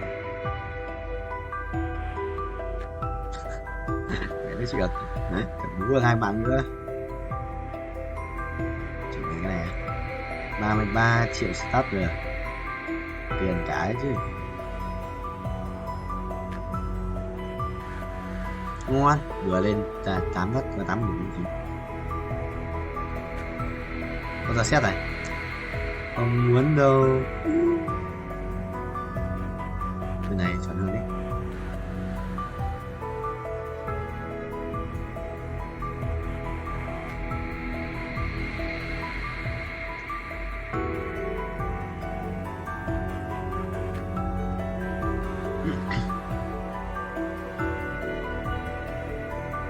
ra sinh ra rồi con này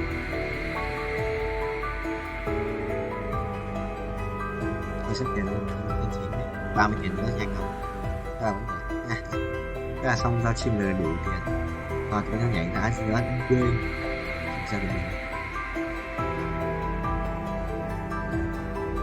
nó lại quay nhiều lên ngoài mắt ngoài thành là thầm trong mắt rồi có nguy không anh em tôi nó cứ nguy sao mà lắm mắt người tôi sao đây xuống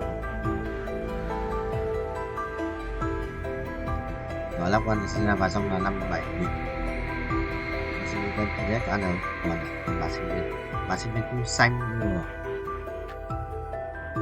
quỷ à mới thua thì ai cái đánh hay đấy চোখ বন্ধ করলে তুমি যে কি করবে আমি জানি না কি বলো কি করব জানি জানি আমি বন্ধ করো না চোখ বন্ধ করো সত্যি কিছু করবে না তো 100% ঠিক আছে করলাম Will you marry me? Mobile নতুন মোবাইল লাখ করছো কি তুমি থ্যাংক ইউ সো মাচ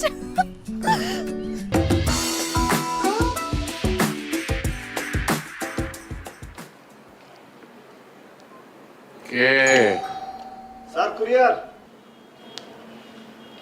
দাঁড়াও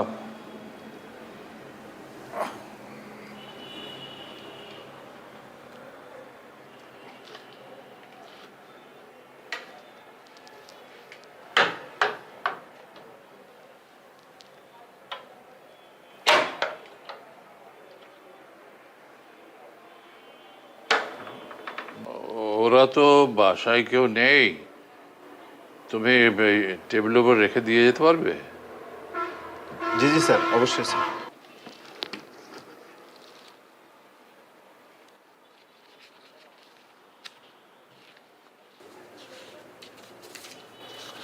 স্যার রিসিপ্ট স্যার সই লাগবে স্যার একটা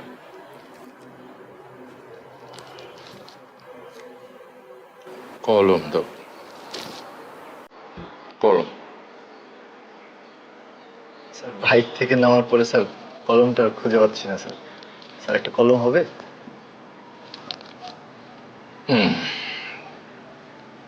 দাঁড়াও। জি।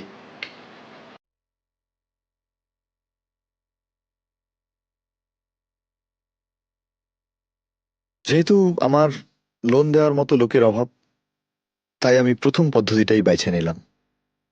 নিজের জন্য নয়, এই জীবনে প্রথম আমি চুরি করলাম। যে আমার মন চুরি করেছে তার জন্য, মালার জন্য।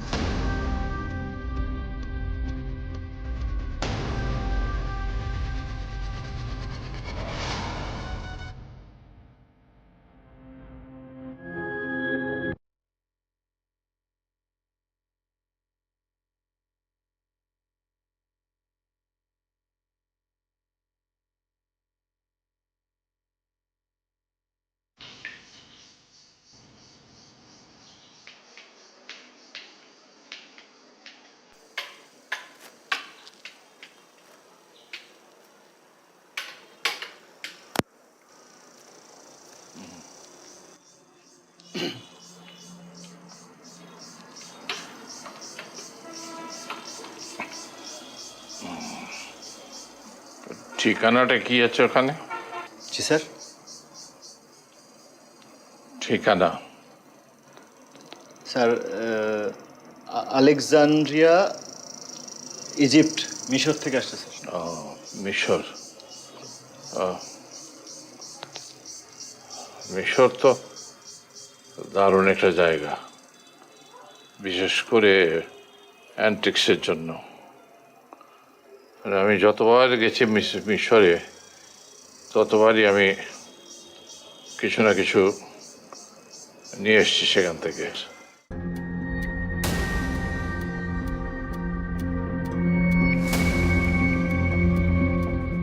স্যার আজকে আসি স্যার। হ্যাঁ আজকে আসি স্যার, একটা ডেলিভারি আছে তো। আচ্ছা এসো। স্যার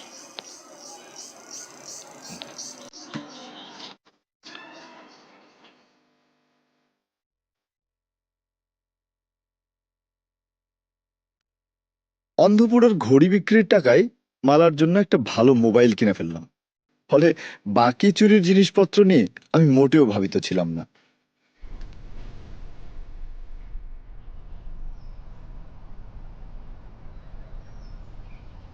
মালা, আজকেও দেরি করে আসছো। প্রত্যেক দিন তুমি দেরি করো, কি সমস্যা তোমার? তুমি না বলো যে আমার মধ্যে একটা নায়ক নায়ক ভাব? দেখো না সিনেমায় নায়ক দেরি করে ফেলে, নায়িকা অপেক্ষা করে থাকে। আচ্ছা সরি সরি সরি সরি। মন খারাপ করো কেন? তোমার জন্য একটা জিনিস আনছি, বলো কি আনছি। কি জিনিস দাও? কি আনছো দাও না। না না না, তুমি একটু চিন্তা করে দেখো কি আনছি। এত চিন্তা করতে পারবো না তো। বলো, মাথাটা একটু খাটাও। আরে কি ঘোড়া ডিম নিয়ে আসছো, দাও না দাও। আচ্ছা তাহলে চোখ বন্ধ করো। চোখ বন্ধ করলে তুমি যে কি করবে আমি জানি না। কি বলো, কি করবো? জানি জানি আমি। বন্ধ করো না, চোখ বন্ধ করো। সত্যি কিছু করবে না তো? 100%। ঠিক আছে, করলাম। Will you marry me? Mobile, নতুন মোবাইল। লাখ করছো কি তুমি? Thank you so much. আমার একটা ফোন কি দরকার ছিল জান? তুমি এটা কি করছো? ধর ধর ধর। ভালো হয়েছে না? ভালো হয়েছে না? দেখো, বলছিলাম না তোমার, কথা দিছিলাম না, ছবি তুলে দেখো। হ্যাঁ ছবি তো তুলবই, দাঁড়াও। নতুন মোবাইলের প্রথম ছবি তোমার সাথে। আসো।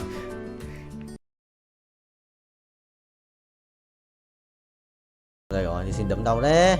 Chết mày, mày, mày, mày, mày, mày. Ô, ui, chịu. Một chết không chết, nhưng mà con quái tí giết con chít, quái giết con chít xong là nó chết luôn.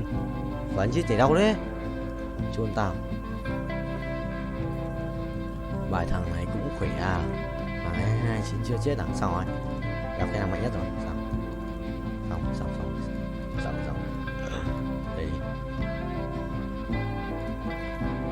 Không có gì nhất rồi. Thôi là xét cơ, đâu có xét. Thảo xét. Tí ăn thằng này à? Kết quả thì mình sẽ xếp bài lệch sang một chút thì sẽ được. Sẽ xét lui sang góc. Rồi.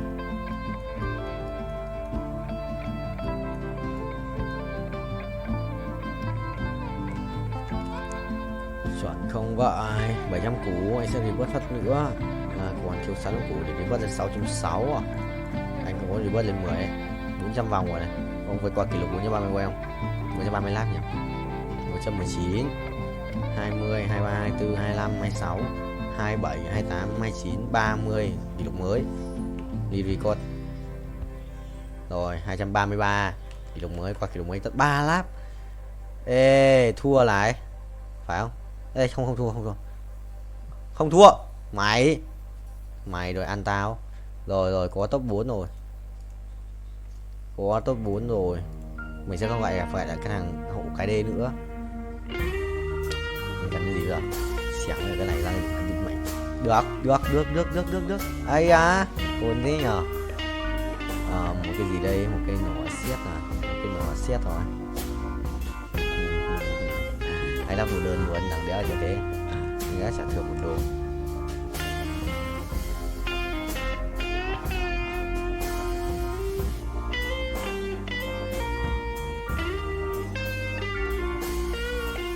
Xét cây đam phép à?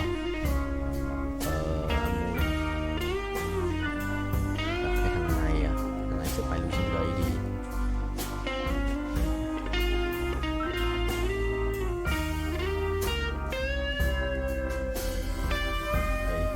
Xong. Bế xua thầy. Galileo bên kia. Xếp bài láo hả? Phải bay nhanh như ngựa ấy.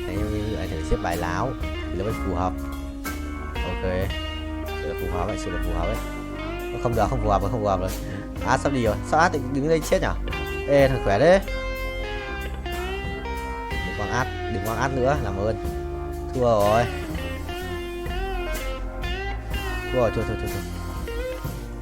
Trừ mấy? Trừ 9 à? Trừ 9, binh top 3. Thằng kia bài ấy mạnh phết. Nếu gì táng đi. Biết là khỏe. Chia anh mày biết. Bao nhiêu cả tờ nhà anh nữa? 134 ạ. Tớ biết lên cho nhiều phết. 135, 36 160, 36 chuẩn. Léo ấy. Mày tích lẻ. Sắp 1 tiếng rồi. Hàng kia khởi động một mới à? Chẳng không. Đấu trường chân ái. Vẽ sự kiện 100 lap vào. Tôi vượt qua kỷ lục chúng ta. Sự cần vượt qua kỷ lục ấy 600 triệu coin thì đi vớt tiếp. Đéo bật auto đi vớt được. Đéo thì cũng tiền.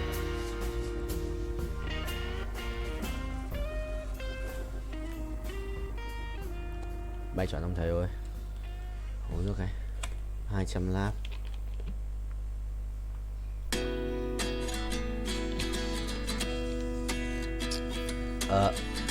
Chọn chưa?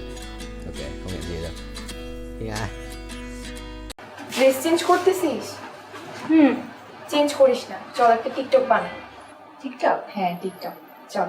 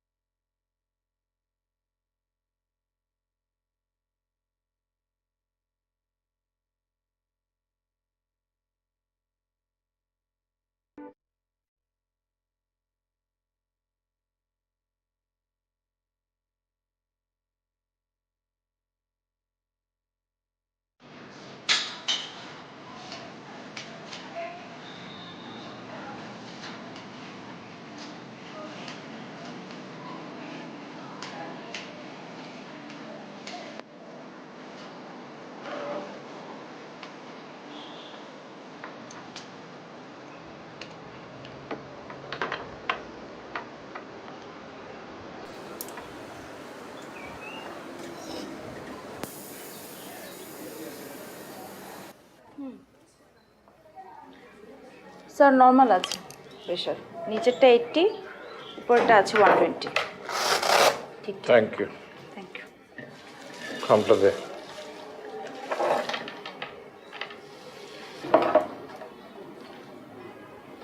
Sir এটা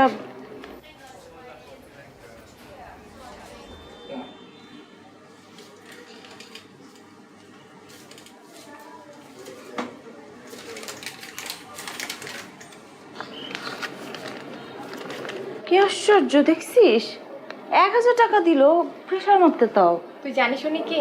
উনি শহরে অনেক বড় ধনী লোক। এমন কোনো মসজিদ মাদ্রাসা নাই যে উনি দান করেন নাই। এমনকি আমাদের এই হাসপাতালেও ওনার চ্যারিটি হেল্প ছিল। ও ভালো লোক। ড্রেস চেঞ্জ করতেছিস? চেঞ্জ করিস না, চল একটা টিকটক বানাই। টিকটক? হ্যাঁ টিকটক, চল। ঠিক আছে, এই ড্রেসটা পরবো, এটা পর।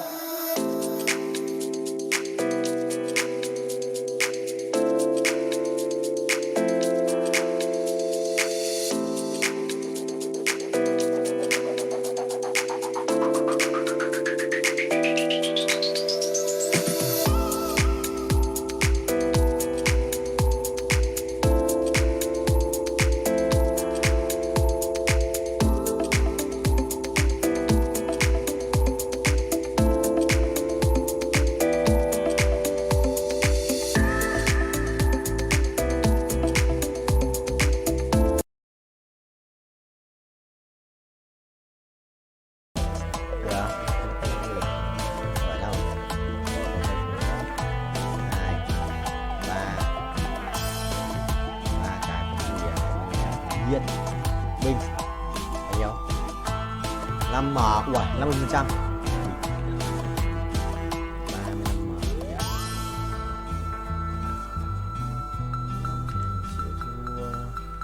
Em rồi.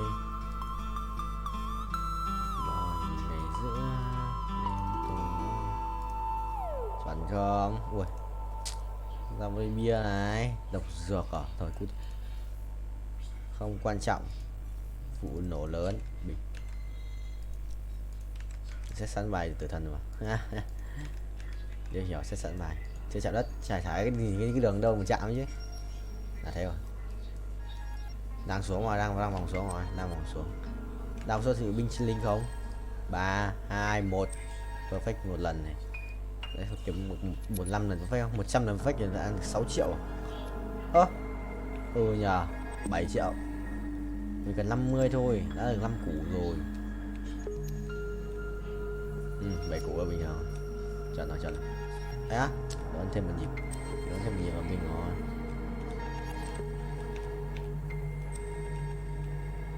Để chỉnh, để chỉnh, để chỉnh. Để chỉnh, để chỉnh. Để chỉnh. Ok. Không được.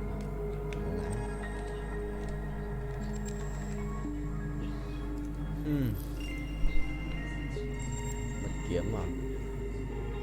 Cổ không mất áo luôn. Mất áo luôn à? Đéo còn gì. Phải lấy găng tay. Đây để thay. Rồi 1 2 2 lần. Thế là 30% à? Xem bao nhiêu nhá. 30 30% bình. Cũng gần 5 củ ấy. 40 củ à? 2 lần được 10 củ rồi. Thấy ảo điếc. Let's go.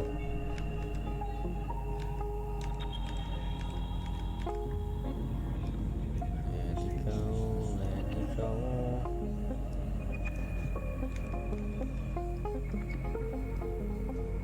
Rồi. Một chiếc binh chi linh không vậy. Bánh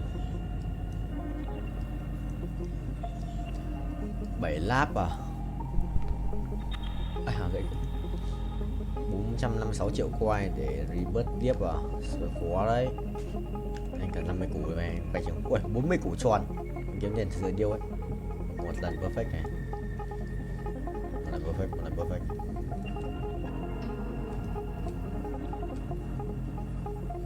Thầy lái, thầy lái, thầy lái, thầy lái, thầy lái.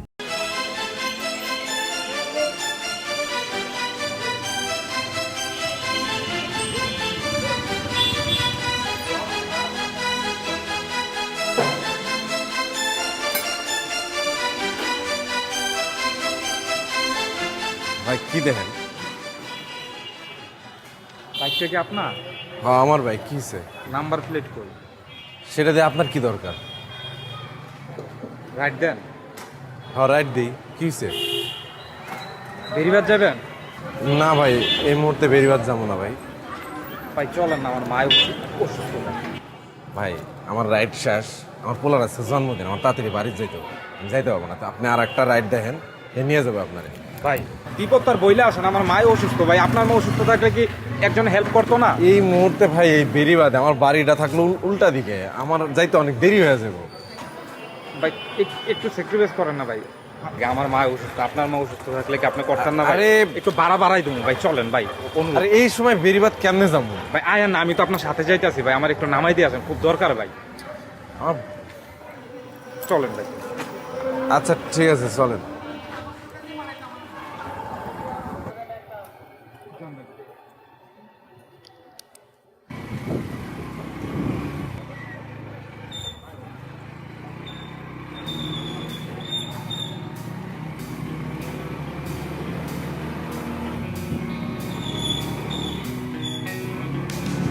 ভাই কোন দিকে?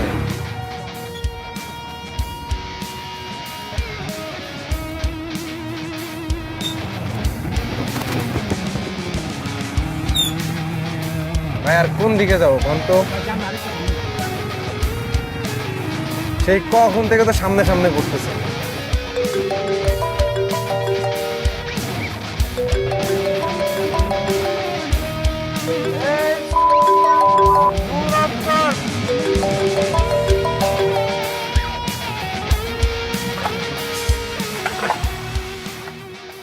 মা, শফিককে ডাক দাও। এখন অনেক রাত হয়েছে।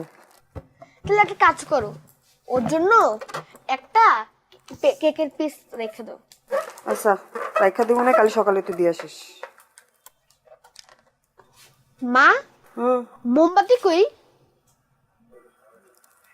মোমবাতি আনতে তো ভুলে গেছি একদম। তাহলে কাজ করো, বাবাকে আনতে কইয়া দাও। তোর বাপ কি জানে যে কেক কিনে নিয়ে আসছি? আচ্ছা আগে আসো, তারপরে দোকানে পাঠাবো নেবো মানে। তাহলে একটা কাজ করি, আমি নিজে গিয়ে নিয়ে আসি। ছোট মানুষের রাতে বেলা বাইরে যাওয়া নিষেধ তোরে শিখাইছি না? তাহলে আবার একটা কাজ করো, বাবাকে ফোন দিয়ে কইয়া দাও বেলুন আনতে, আর বলবা যে তাড়াতাড়ি আসতে। আর একটু অপেক্ষা করি, হ্যাঁ তারপর কমুনে।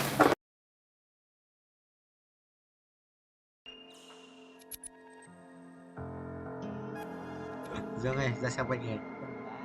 Trong người đá nhìn này.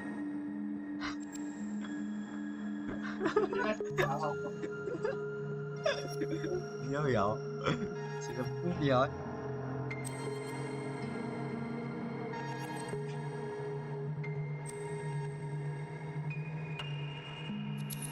Nó cái đéo gì?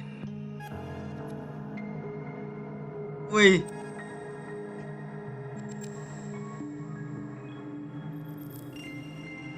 À, chị ba dạ.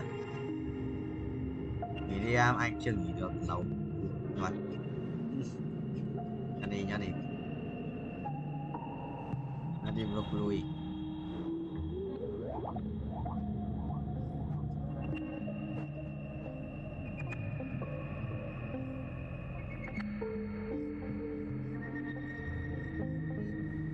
À, cảnh vẽ đầu xí thì cũng bản luôn.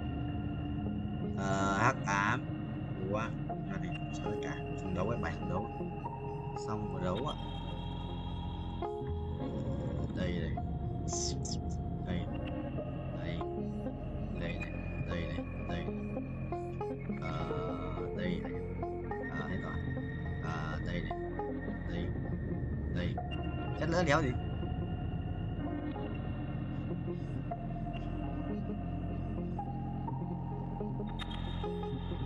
Lần nào có số ca sự binh binh như thế nhỉ? Số cái thay cho Roblox quay này còn trong game này cây token dùng như Roblox quay, không có game này thôi. Nhưng mà đắt điên mấy đồ gọi là đắt điên, tại vì mình kiếm được tiền này, mình kiếm được. Bây giờ máu với bố đấy rồi đấm con CV2 như lợn. Trận là một quê. Tuấn silent cheat mình rồi. Ủa xong đấu à? Xong đấu à? Xong. Để giữ đi để mình chỉ con này trước này. Được lui rồi. Ok. Anh đi dàn cá lên xong. Lên nhỉ? Nếu không là béo gì ăn. Quan. Tối ăn xử lần ít đấy. Lúc trưa ngồi bóc cả một túi lạc báo cho anh bóng lỗ một tí. Cả cái răng một đống lên.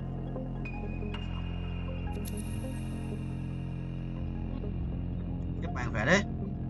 Bạn khỏe đét mà.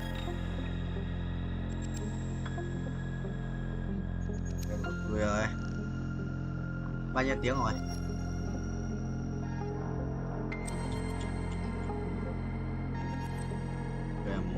Anh chắc là hơn 20, tầm 25 gì đấy.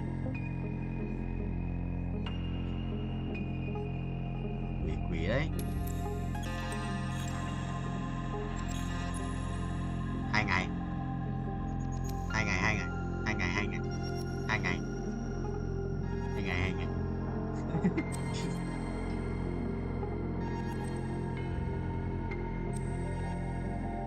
Ê, đéo dồn được cái đéo này này.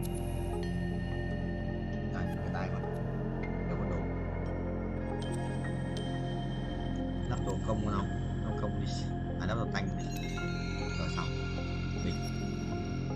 Này là bút chòi đồng đấy, bút to đấy. To điết mà. Điên, to điên.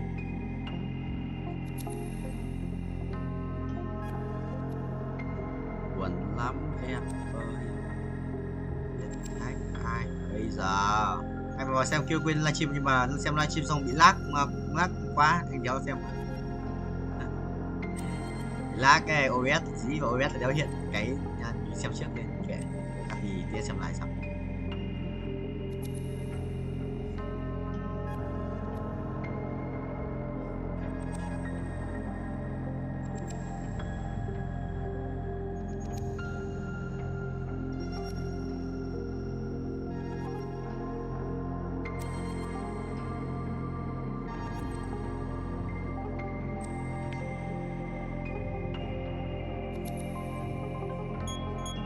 tướng 2 vàng 2 sao à?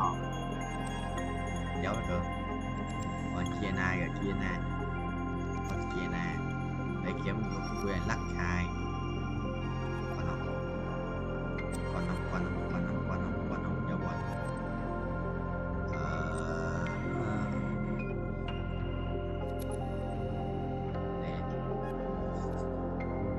Đúng rồi, đột tay nó lắp phụ lạnh của bố.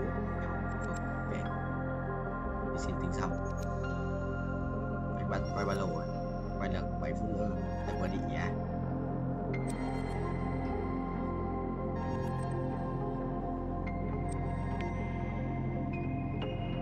Broccoli yes.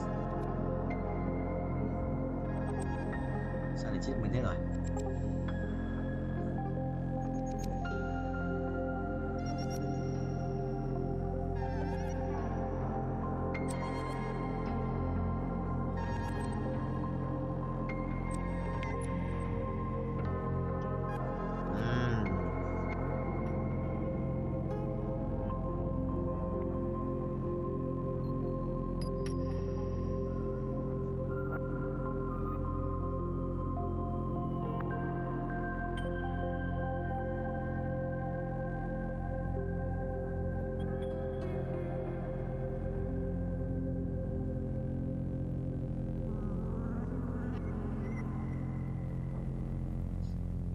Ác quỷ phi phai, sống dai thành huyền thoại. Chi vô núp.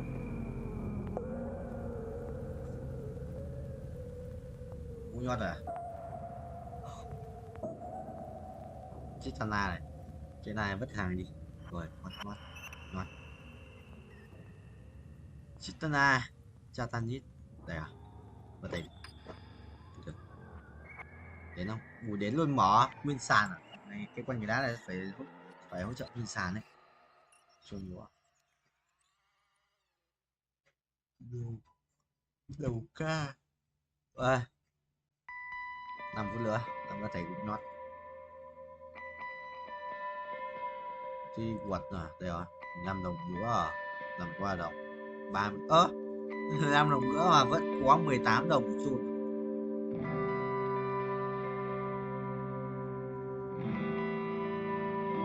Ui pet không rồi mảnh đét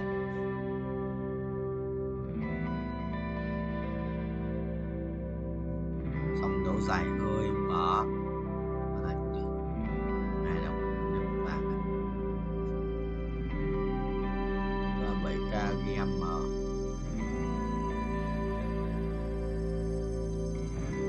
xếp bài của quý này xếp bài tam giác là tác sang tác là đánh sang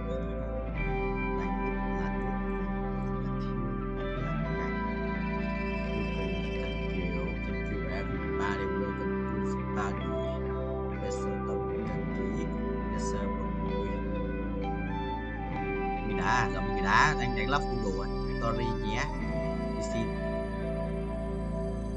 là ngoan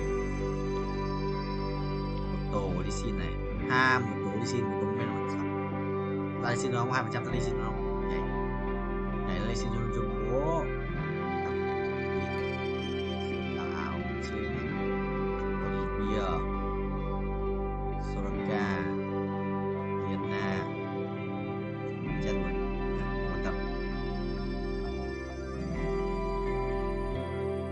rồi lắp đây cũng được mà. Rồi lắp đây đi. Ở trên này đây đi. Rồi. Một vé số tông cả ký. 120 xịt phẩm bên lý. Hàng giờ hút không thể cúc cái này nhảy cái này kia. Rồi có tay ra nội trong 3k đánh. Sơ block lùi 5700 007